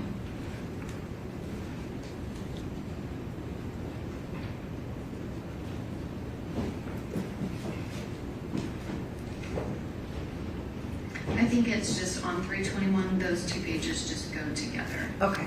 I see it, yes. It is clearly noted on the bottom of page 321.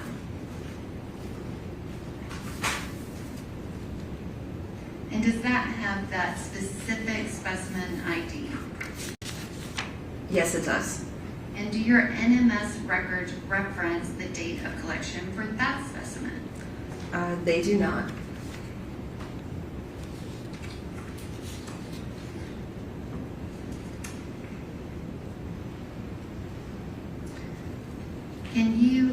So you validated the specimen ID, correct? The Barcode. Yes. Oh, I mean, there is a collection noted on page 321. However, NMS was not provided that, so it's not on the NMS report. But you have that specific barcoded specimen ID, correct? Yes. And that specific number is also listed on page 321 of the medical record. Is that correct?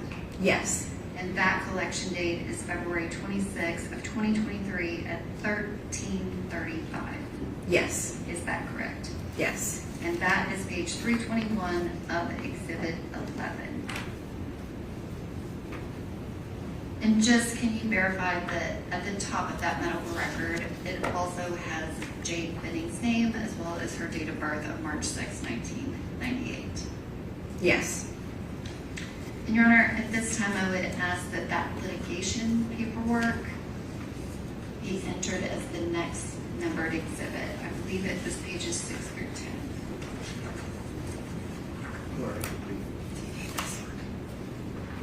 To get her report, she was gonna hold on to it. It was gonna be 40, and then you want the package? To be 41. Okay. Right, yeah, get those to the clerk.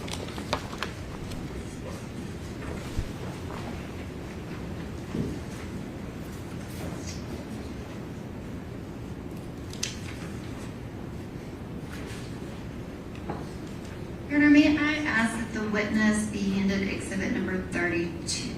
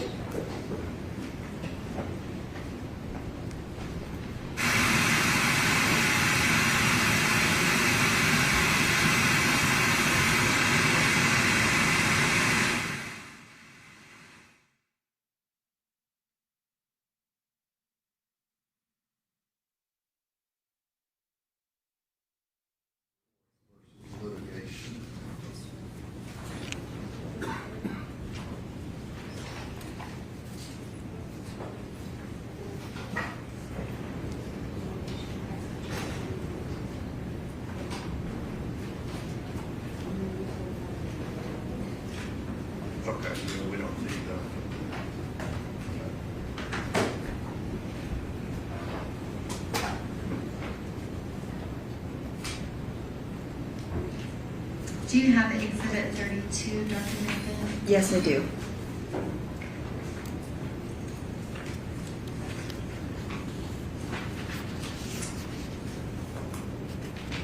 And can you turn, I apologize, I don't have the page number with me, but there is an NMS report that is incorporated within Dr. Kearney's autopsy. Do you see that? I do. And I have pages 15 through 27 of the litigation packet, as well as a copy of NMS report 23126889, report issued March 19th of 2026. I'm going to ask that the witness be handed these two items.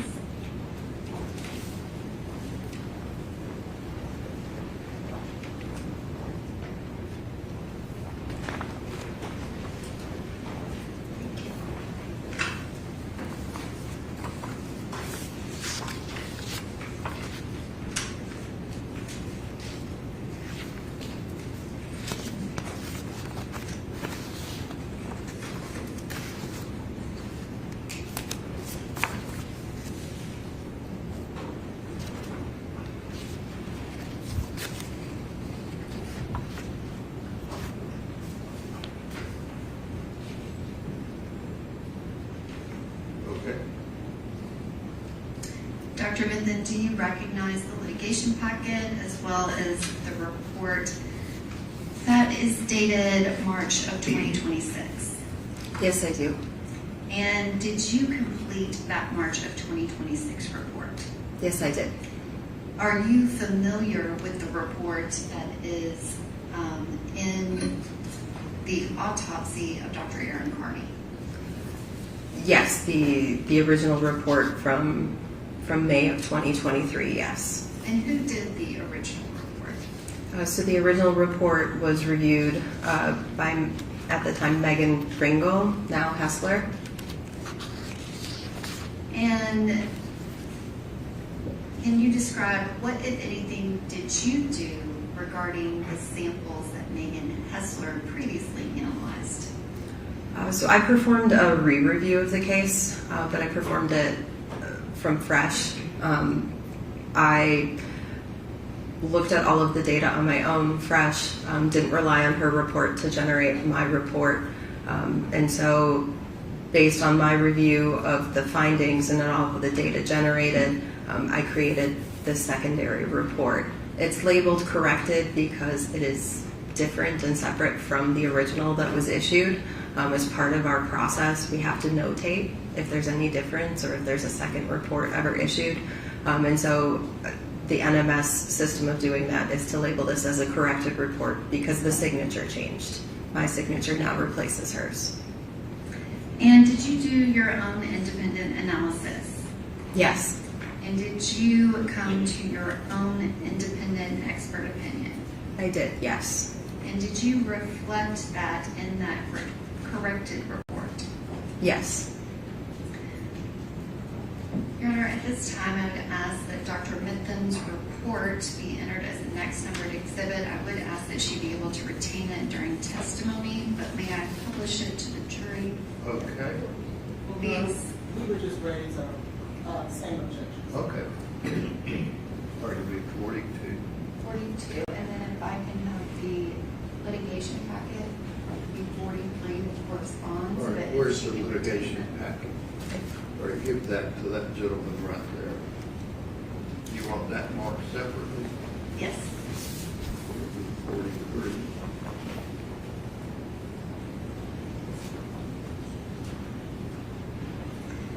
And Dr. Mithen, do you recognize the document that is on the screen next to you? Yes. Which this is just the first page of your report. Your report is actually multiple pages, is that correct?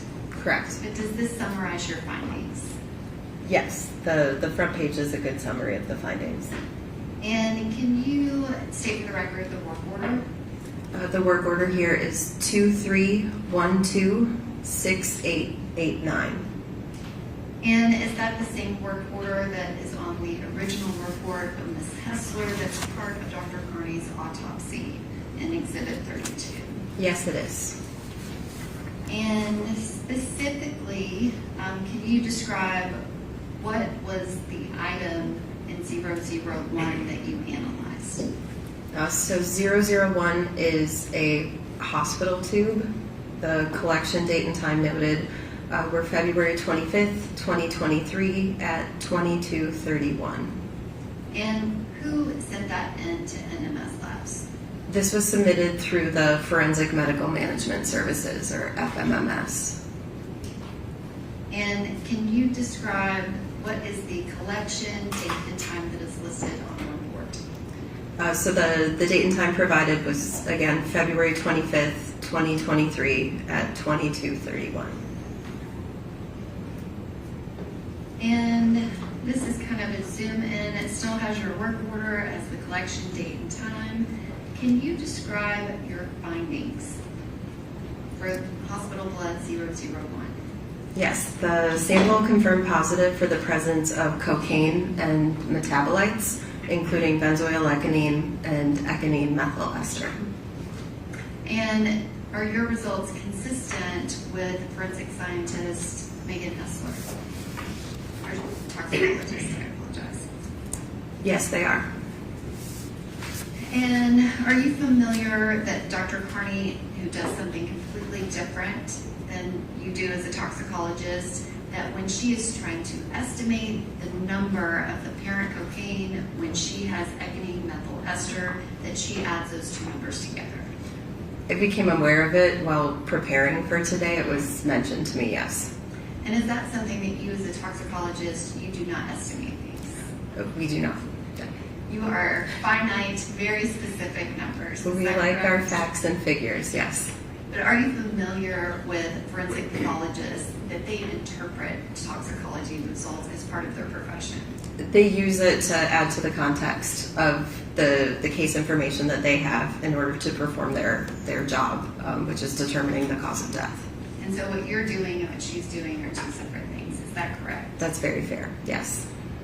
And can you just read into the record what the results were for the three substances related to the 001 hospital blood from February 25th, 2023 at 22:31? So the results were benzoylecgonine at 1,800 nanograms per milliliter, cocaine at 78 nanograms per milliliter, and ecgonine methyl ester at 7,800 nanograms per milliliter. And the test that you ran, did it also test for cocoethylene? I believe so. One second. Yes, cocoethylene is within the scope of that test, yes. And did it also test for several other narcotic substances? A separate test was asked and requested to be performed for designer opioids. And were any found? No, none above any detection limits or reporting limits. Are these the only substances that were found in the blood that was tested from that first hospital blood? The only findings within the scope of what we were asked to test. And one of those was cocaine, correct? Yes. And then also designer opioids, is that correct? Yes.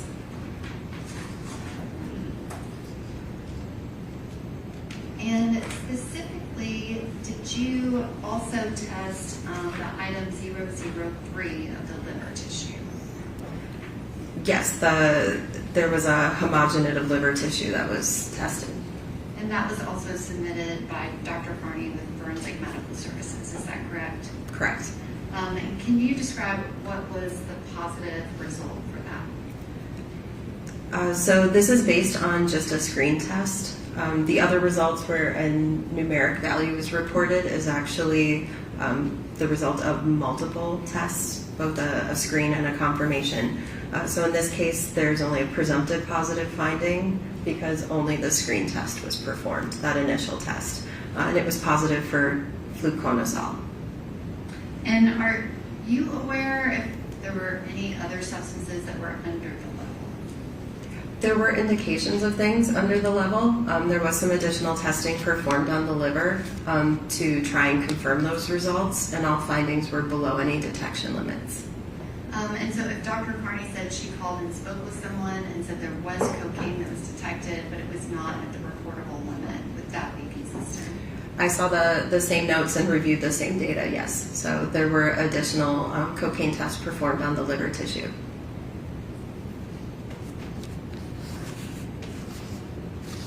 Thank you, Dr. Smithson. I believe I asked that she be able to retain the last two exhibits, but if those could go to the clerk, I believe it's 42 and 43. Okay. I think you already took the one. I think it's just that one.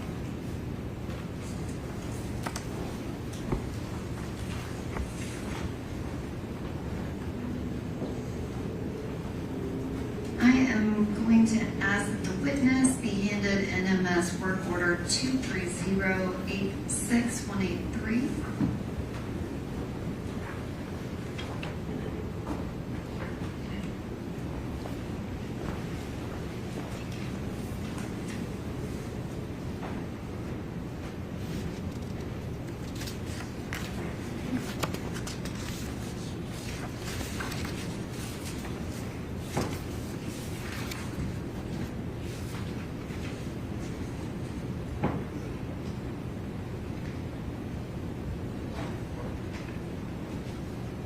Do you recognize the report that was just handed to you?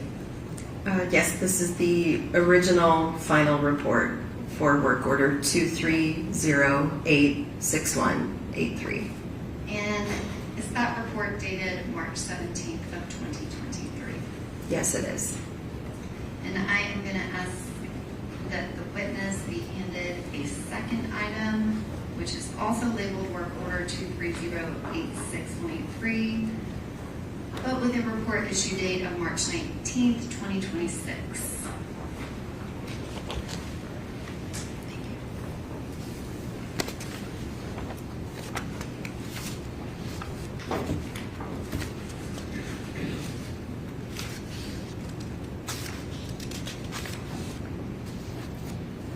Do you recognize all of those items? Yes. And can you describe what is the report that has an issue date of March 19th, 2026?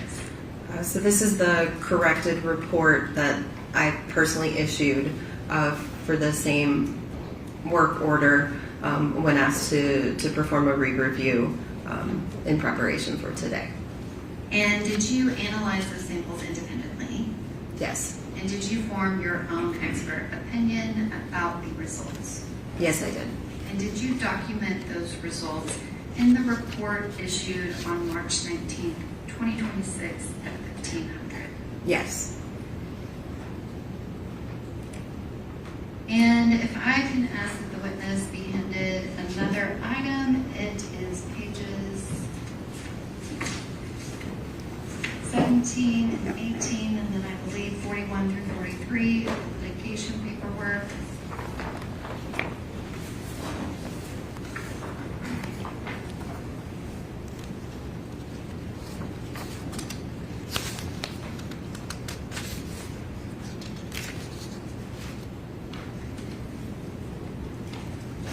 Do you recognize those pages? Yes. And can you describe what those pages are? So this includes the submission form and then documents noting the inventory of the items received for work order 23086183.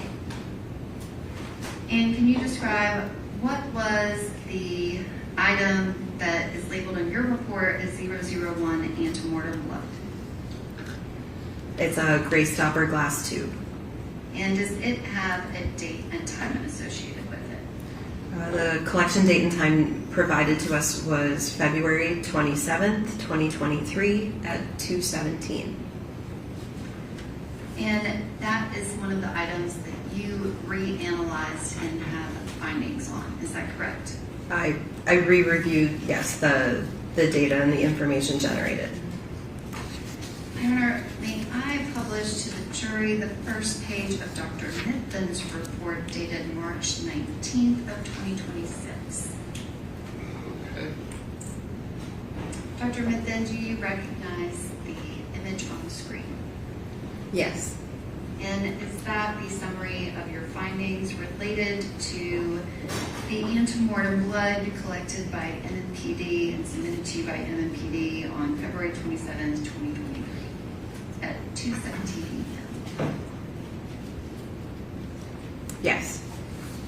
And I am going to zoom in to just the results related to that antemortem blood. Was there another item that was submitted under the same work order? Yes.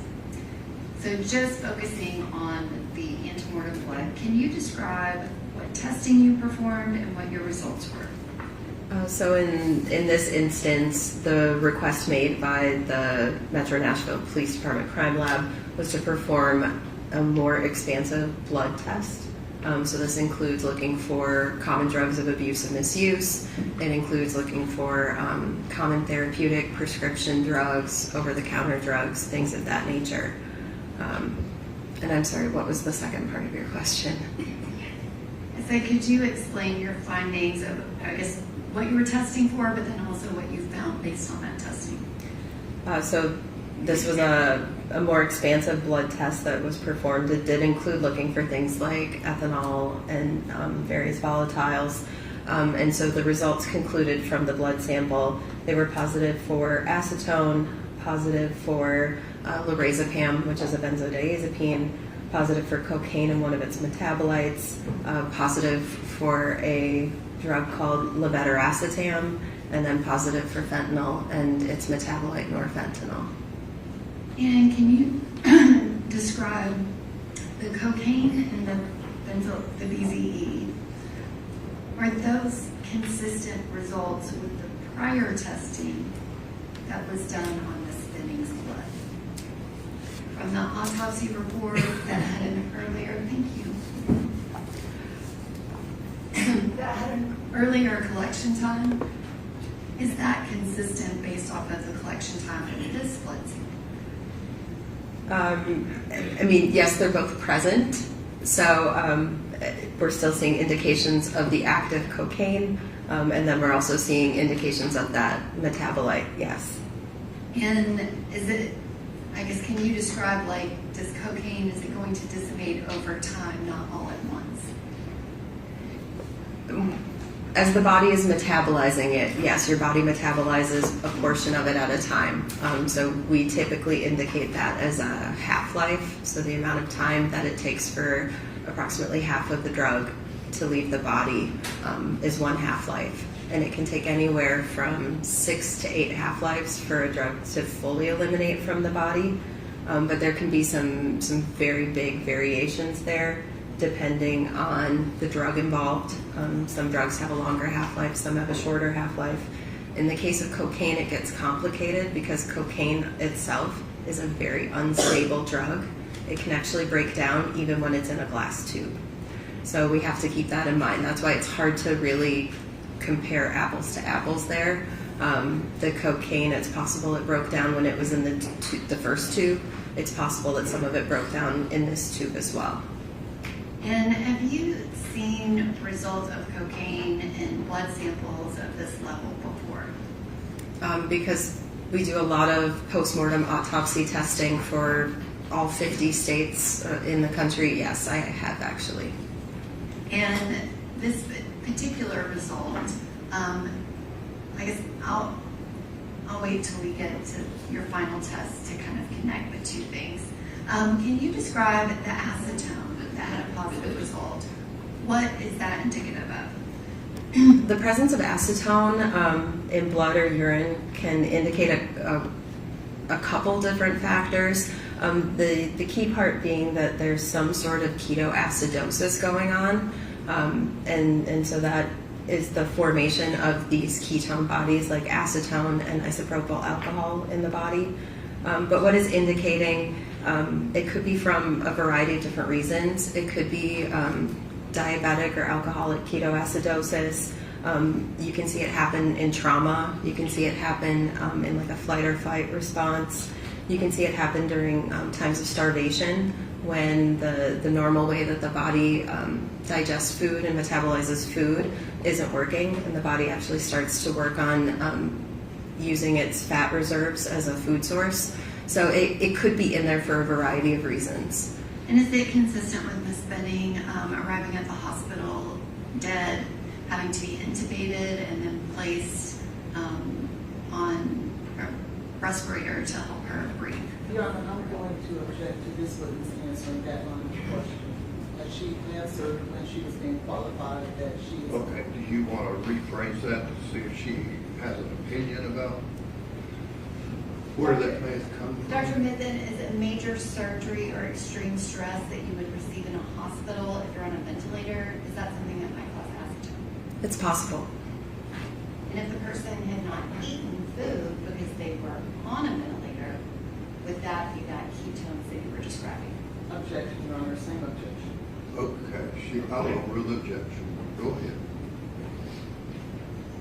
It is also possible, yes. And can you describe lorazepam? Is that something that you see when someone is in the hospital undergoing medical treatment?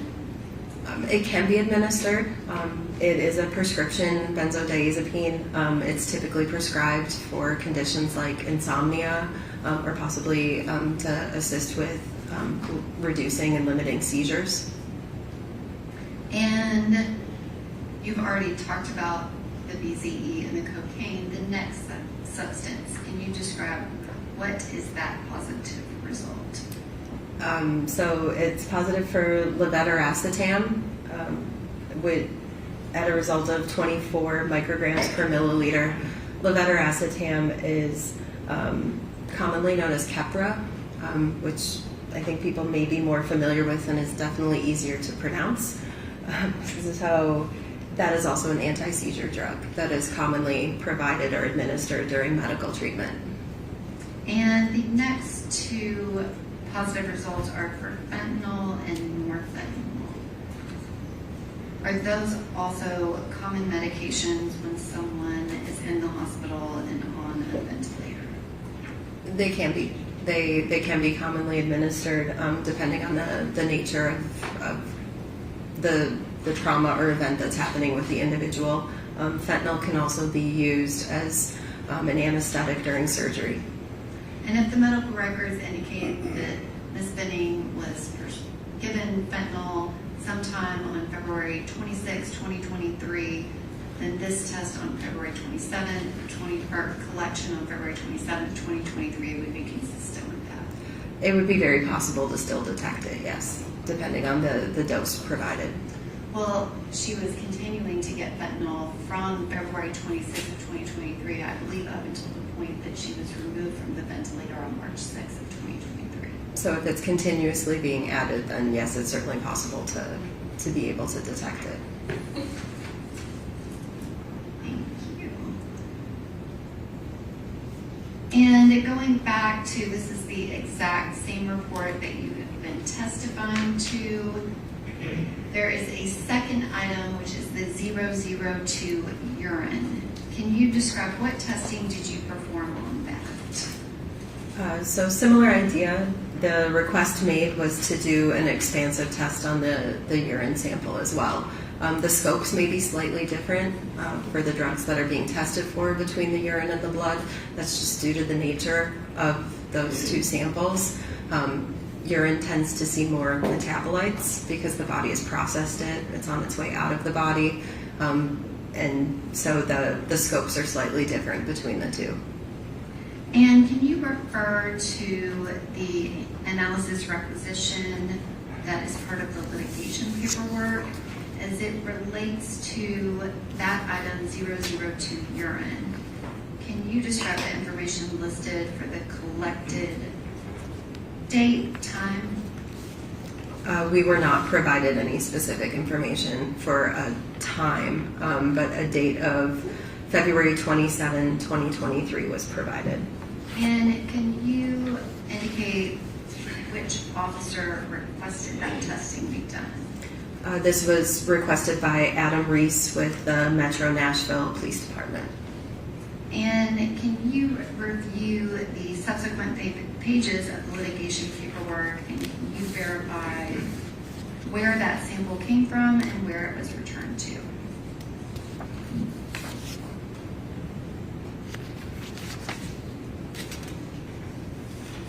So it was received via FedEx courier from Metro Nashville Police Department Crime Lab in Madison, Tennessee.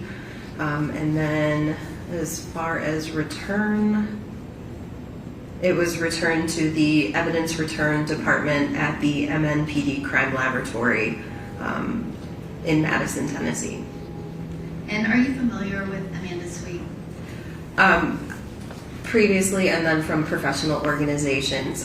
She and I have worked previous cases as well. And she works for the Metro Nashville Police Department's crime lab, is that correct? Yes. And if that specific piece of evidence that there's been chain of custody on indicates that it was collected at 1603, you would refer to the actual piece of evidence for the time since it wasn't provided on your paperwork, correct? Correct. We'd have to refer to the physical evidence if there was a sticker on it or some alternate paperwork provided. But it definitely was February 27th of 2023. Yes, that's what was provided. And can you describe what testing was done on the urine and then also the results that you received? So an expansive urine panel was performed, and as you can see, there's a lot of findings, so we'll go through kind of one by one. For ANPP and naloxone were both reported presumptive positive based on a screen test only. The remaining findings all had both a screen test and then additional definitive confirmation tests performed. And so that includes acetaminophen, commonly known as Tylenol. We have several different benzodiazepines, including nordiazepine, nordiazepam, oxazepam, temazepam, lorazepam, and 1-hydroxymidazolam. Those are all in that class called benzodiazepines. There was also a finding of cocaine and its metabolite benzoylecgonine. There was a finding of levetiracetam, and then fentanyl and its metabolite norfentanyl. And I guess, can you explain why do we have additional substances in the urine that did not show up in the blood? Is it just a different type of testing? In this case, it also is possible that these were drugs administered a longer time ago, and the body is still working to flush them out. Urine keeps retained in your bladder for some time until you void it, so it's just possible that those drugs were administered longer ago. And in the instance of some of the benzodiazepines, it's very likely that some of these are metabolites based off of a different drug that was provided. And this is during the time that Ms. Benning is admitted to the hospital. Again, she was in the emergency department, but then she's placed on a ventilator, and so they could have given more drugs when she's first being worked on and then changed kind of that protocol. Would that be consistent with these results? It's definitely possible, yes. Okay.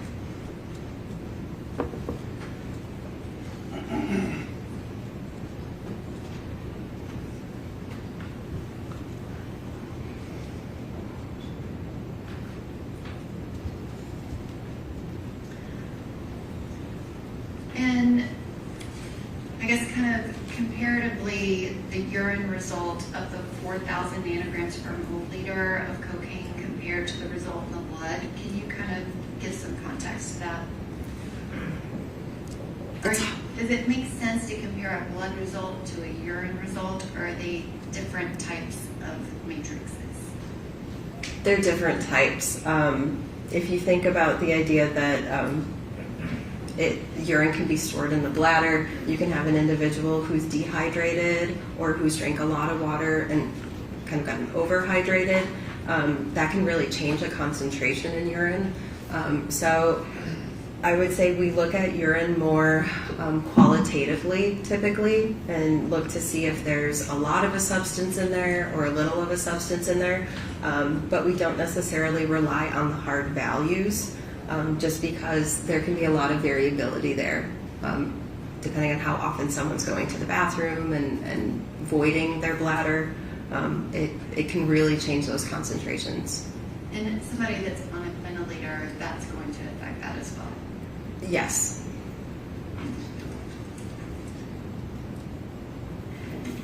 And Your Honor, at this time I would ask that her report, the original report, and the litigation packet be made a collective exhibit 44. That's the one that I handed to y'all. 31926. I'm sorry. Yes, and 23086-183. It has one litigation pack with 2 different samples. Okay.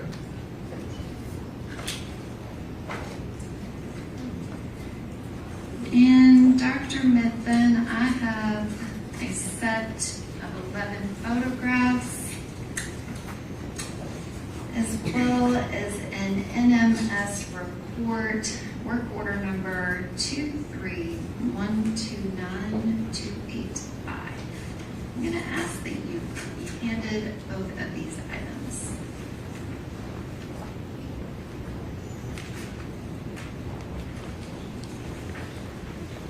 Thank you.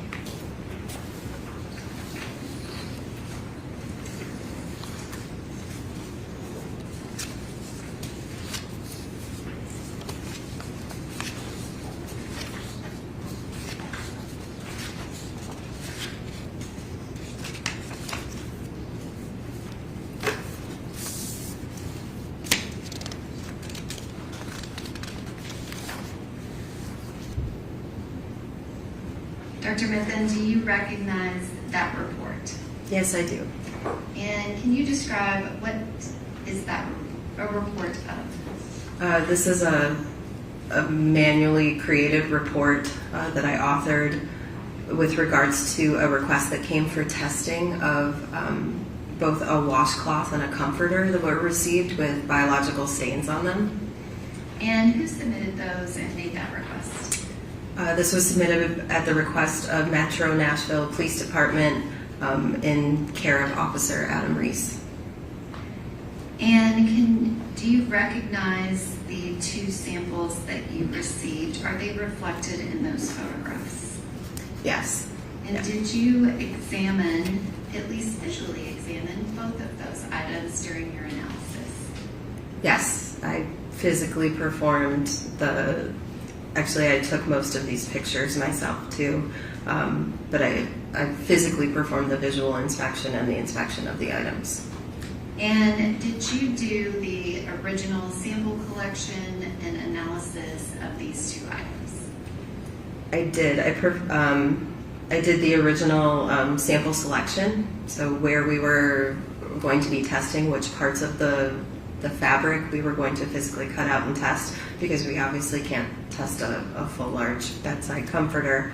And then I prepared the samples and got them to a point where they were then able to be entered into the laboratory in the normal flow of samples. And the first item that you've just been describing, can you just state for the record, what was that item? The item that we physically tested was item number 2, which was a large blue comforter. And I guess I call it the second item, but it's labeled as 00. Well, I'm sorry, the one that is labeled 23129285001. Sorry, you are correct. I have them flipped. 001 is the large blue comforter, and then there was an item 002, which was a normal sized kind of golden yellow washcloth. Okay. Sorry, I misspoke.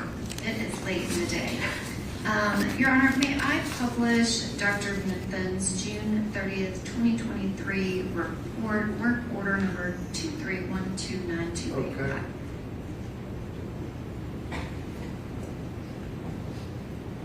Okay. And Dr. Mithun, this first page of your report, does it reflect those 2 items that you have just testified to? Yes. And are those 2 items located on this portion of your Yes. And does it actually have a Metro Nashville Police Department case ID number associated with your work order? Yes, it does. And that is kind of midway through the page. Yes. And you said that you did recognize those 11 photographs, is that correct? Yes. And Your Honor, at this time, I'm going to ask that those 11 photographs be introduced as the next number exhibit, which I believe is 45. And I can't remember the 11th number of the alphabet, but I'm sure Madam Clerk will assist me with that. Do you need these back? No, Your Honor. Okay.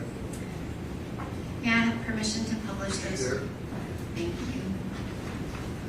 Dr. Mithun, this is exhibit 45A. Can you describe what's shown here? So this is how the items were received. They were received inside of a large red biohazard bag, and then inside that biohazard red plastic bag was in this case, it was actually a brown paper lawn bag, because it was the largest bag that could fit the item. And then once we opened the seals and went in even further, we were able to see what the actual items were. But this is what it looked like when we received it. And that has the Metro Nashville Police Department complaint number 23-0120532, as well as the address of 1522 Lebanon Pike, number 107. It has a February 27th, 23-0219 date, and it is also labeled as blue comforter. Is that correct? Yes. And the next image is 45B. Can you describe this exhibit? This is just the backside of the first image that you had, so you can see the seals and how the item was received, completely taped over and sealed. And the next image, which is a zoom in of the label from 45B, could you describe what's shown here in 45C? So this is a sticker applied to the outside of that lawn bag that was provided with Metro Nashville PD's information on it. So this appears to be their way of labeling their evidence. And the next image is exhibit 45D. Can you describe what's shown here? So this was the biological stain located roughly near the center of the comforter. It's a little hard to see on the picture, but there is a discoloration. It's a darker blue color, roughly the size of a dinner plate. And then there is some pink solid material kind of towards the center of the stain. Dr. Mithun, if you touch the monitor in front of you, you should be able to draw on the screen to show what you're referring to. So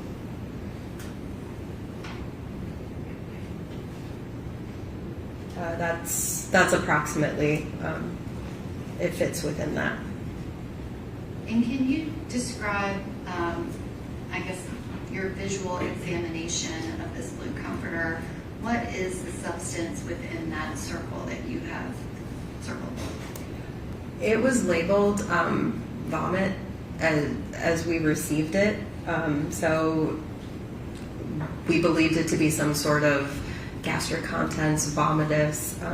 It's unclear. We don't necessarily know when we receive items what they are, but it was labeled and told to us that it was some sort of a biologic. And the next image, which is 45E, can you describe what's shown here? Same picture of the stained area, but with a ruler added just to help with sizing reference. And the next image, which is 45F, can you describe what's shown here? So the first image was trying to get kind of the width of the stain. This is trying to provide the rough height of the stain, but same thing, trying to provide a scale for how large the stain size was. And the next image, which is 45G, can you describe what's shown here? So this is if you flip the comforter over, Some of the stain was actually visible all the way through the comforter onto the back side. So it was a smaller surface there, and so the ruler is provided to help with scale. And can you describe the process that you went through to analyze this particular item that was submitted to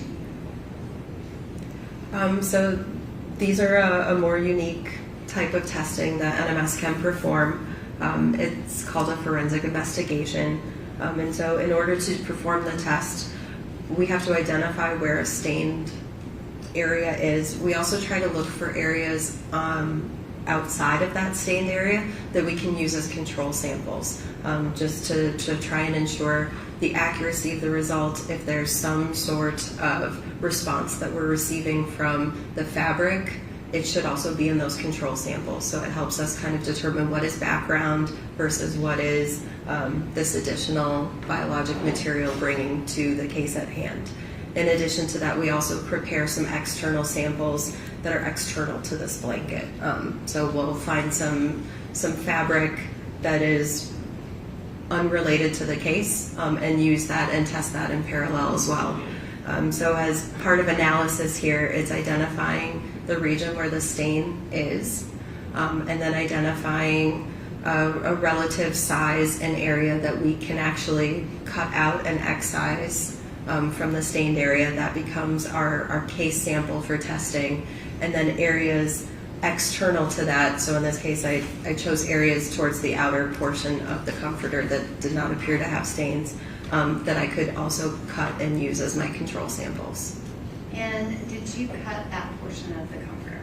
We physically chose to cut the portion that we saw that was stained all the way through, just because we thought that represented kind of the most saturated portion, and had our best chance of trying to extract whatever that biological fluid was. So yes, that square directly was what we tested. And what type of testing was performed on, I guess, the sample that you collected? Once prepared and we were able to, using methanol, we were able to extract off what was in the fluids off of the comforter and the fabric and the batting. The test procedure that we used is just a general basic drug test. So it ran under what's called an immunoassay. Immunoassays are looking for general drug classes. So it'll look for things like cocaine. There's a test that can be performed for the drug class of cannabinoids or marijuana. Another test can be performed for opiates. So it's looking for very general common drugs of abuse and misuse. Specifically in this case, Metro Nashville police let us know that they were interested in having us test for fentanyl and cocaine. So in those instances, I only prepared controls and control samples with known quantities of cocaine and fentanyl in those controls. I didn't prepare with any additional drugs that could have been within a scope. And can you describe, when you're testing, did you receive any results? Yes. And what were those results? So because we don't know how efficient our ability to extract those biological fluids out of the blanket maybe, we don't quantify. It's really a positive or a not present. And so in this case, we were able to detect the presence of cocaine and benzoylecgonine in the stained portion of or from that stained portion. We did not detect fentanyl or norfentanyl. So there was no fentanyl whatsoever, but you did have cocaine and the BZE. Not in that stained portion. And can you describe that testing process when you run kind of a first screen? Is it possible that the concentration of the sample that you're running is too high for the, I guess, testing equipment that you're using? Can you describe that testing equipment a little bit? One issue and limitation of immunoassays, just because they work like a lock and a key with antibodies.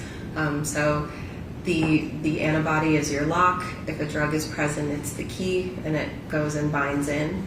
And then it's called a sandwich assay because we have a detection molecule that then comes back on the other side. And so they sandwich the drug in between. And one limitation of performing a style of test like that is that if you have too much drug present, it can cause something called a hook effect and lead to a false negative sometimes. And that means that you have so much drug, it's binding to the antigen on this side and the detection molecule on that side, and they aren't able to fully form that sandwich. And so it can actually interfere with your ability to properly detect. And what was the, I guess, concentration level of the cocaine in this sample? Did you have to run it multiple times? We did have to repeat the test. The initial attempt with the cocaine exceeded the ability on our confirmation testing. It exceeded our analytical range. So when we create these tests in the laboratory, we set them up so that we can run them repeatedly, and they fit the vast majority of our case samples. So the concentrations usually fall within a specific analytical range that we're looking at. In this case, the case response exceeded that original analytical range. So we had to go back and repeat it on dilution to ensure that we were getting an accurate result, that there were no interferences, that things were running properly, and we had an accurate response coming through on all of our indicators and acceptability for the criteria. And what is a typical BZE amount? The analytical range normally for that method runs from 50 to 5,000. And I guess what was the concentration of the first test before you diluted it? I'm trying to recall it, and it far exceeded the 5,000. We ended up repeating the test at both a 10-fold dilution and a 100-fold dilution because we weren't sure whether a 10-fold dilution would properly get it into that analytical range. So you diluted it 100-fold to be able to test it properly. We ran it both 10-fold and 100-fold on the same run. We ran them together.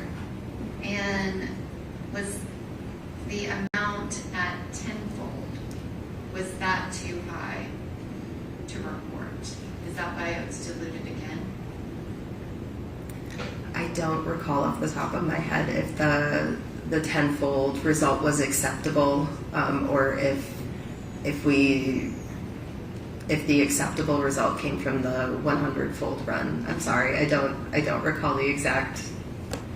My notes based off of our many conversations about this particular test is that you diluted the sample 100-fold to get it down to a level that your machine could test. We ran it on the same batch. We were able to run both dilutions, and so that's where I'm fuzzy on if we accepted the 10-fold result. You can find that out by tomorrow? Yes, Okay. it's in. Go ahead. It's in my notes. Their notes are here. In the back of the room, yes. How long You was got it? her notes? Sure. Where are they? I believe the binder. Perfect.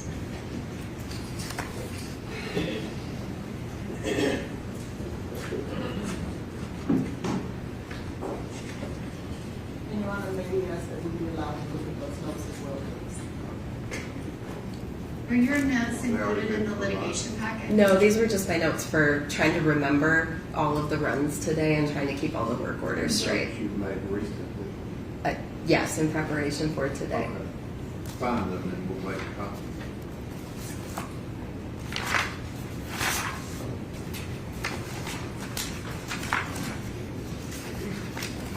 Oh, actually, I think they might actually be in there.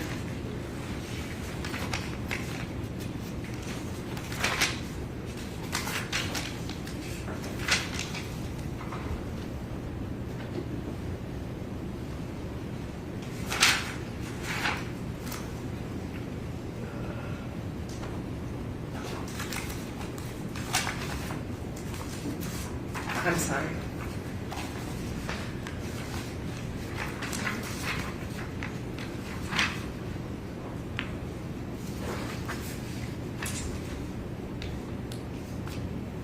Okay. So in this case, we were able to accept the 10-fold dilution. The 100-fold dilution provided a consistent result with the 10-fold dilution. So the two results were very consistent with one another. Since they were consistent and the lower dilution was acceptable, we accepted that result. Okay, but you did both of them, correct? Yes. And you said that the results were consistent. Okay. 1 second. I'm gonna misstate that. That I misstated that. Both results, I was looking at the high control sample. Both results were accepted from the 100-fold dilution.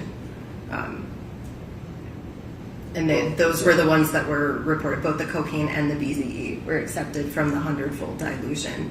Not the 10-fold. Not the 10-fold. I'm sorry, I misstated that. I was looking at one of the control samples. I apologize.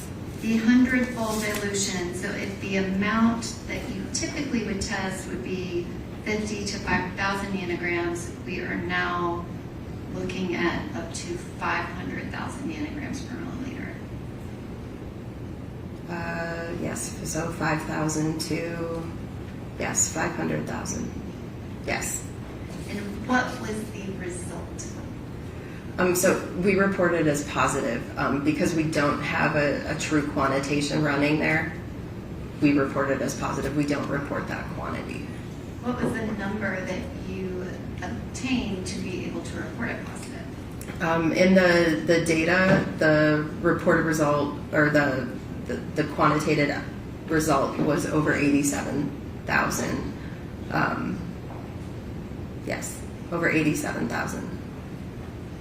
And 87,000, that is nanograms per milliliter. Sorry, yes. I'm going to object in her attaching a number, a quantitative number, because she has stated she could not do it. Okay, well, you can cross-examine about that. Do you want to ask any other questions about that? I have other questions for her about this, Mr. Chairman. The data is in the litigation packet. Yes, it was provided to our office as well as Defense Counsel. They have all of that underlying data.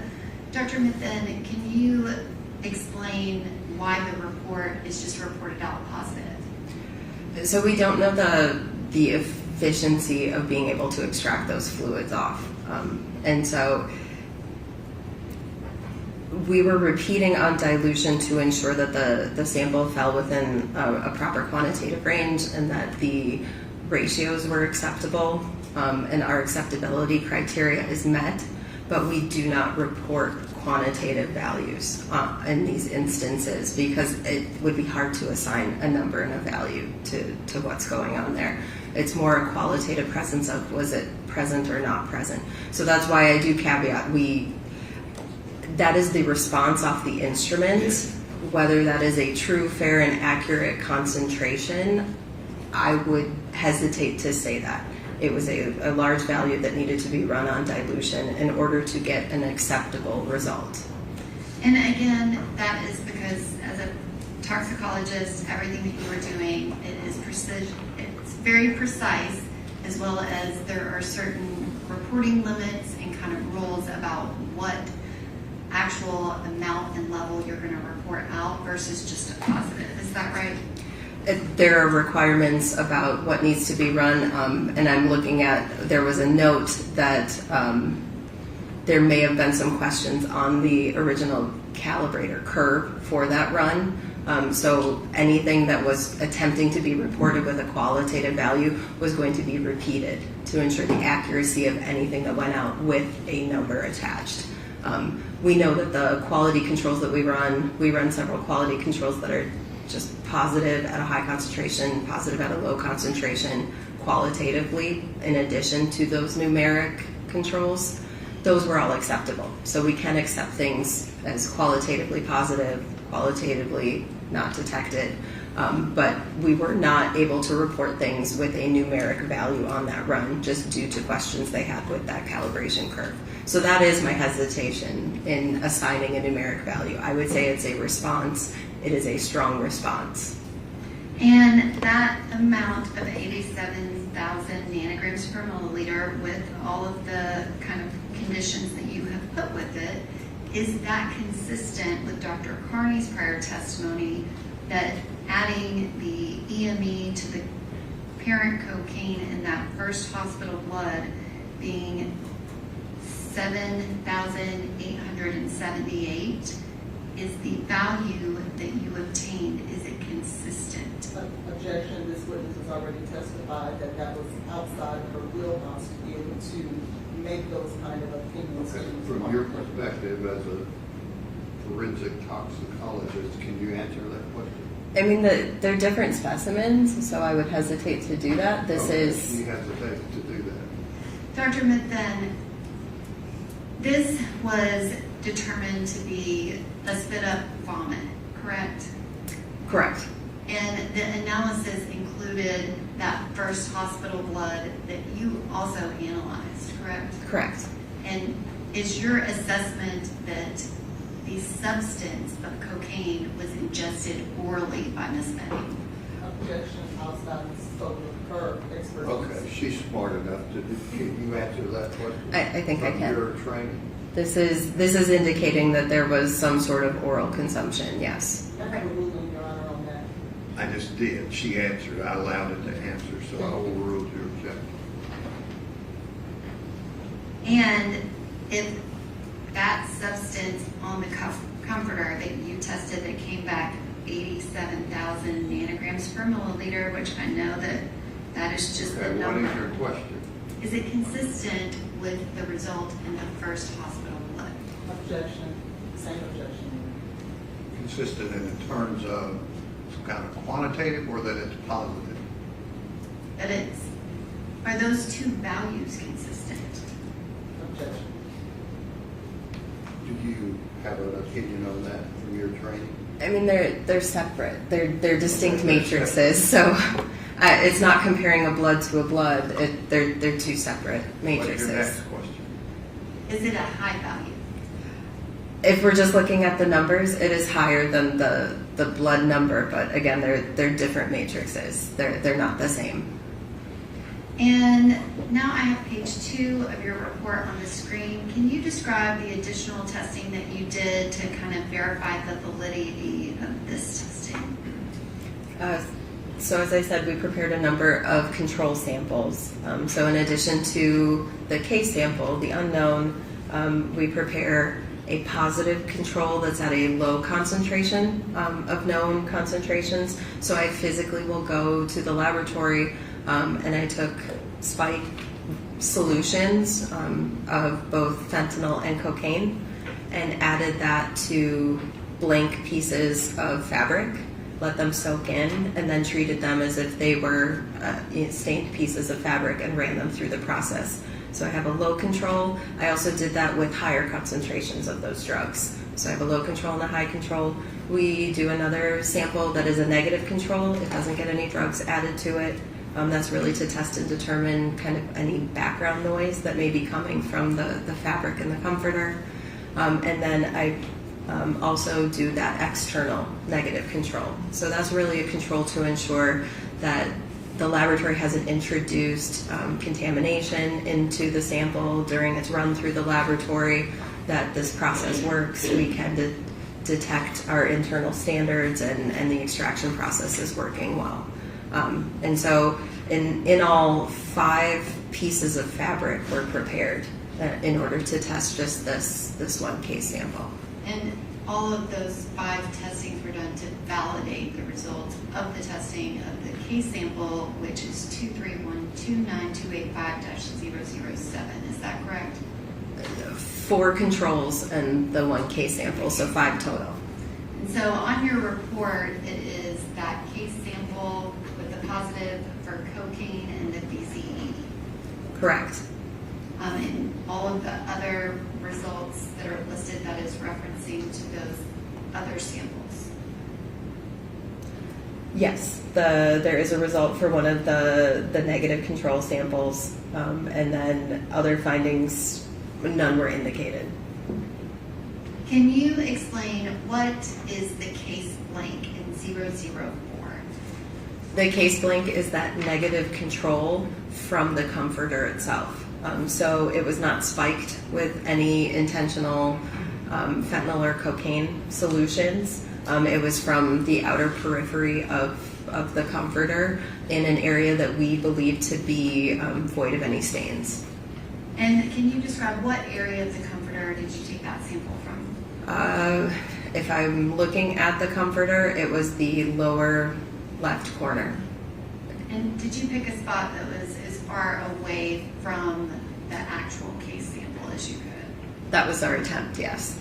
And can you describe the testing and the result that came from that case blank in 004? During the course of testing, the result that came back, there was a slight positive indication for fentanyl and fentanyl only on a piece of that negative control piece of fabric.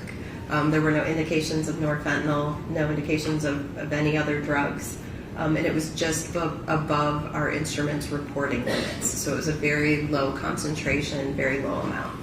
And can you describe, what does that mean that there was no norfentanyl in that trace amount? So it can be contamination. It can be contamination from the environment, from someone handling it. It's hard to know how that got there. It did not appear in any of our other control samples. So it does not appear to be something that was caused during the testing in the laboratory, but how that result got there, I can't explain it other than to state it was likely some sort of external contamination from an environment somewhere.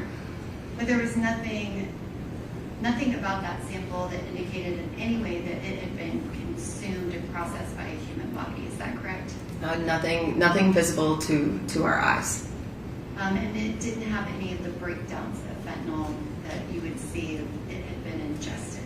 Is that correct? Correct. And it's also true. So when I was spiking with the known compounds, I was spiking with a mixture of multiple fentanyl compounds. So fentanyl, norfentanyl, acetylfentanyl, because I used a common spiking solution that we had in the laboratory so that I knew the exact concentrations I was adding.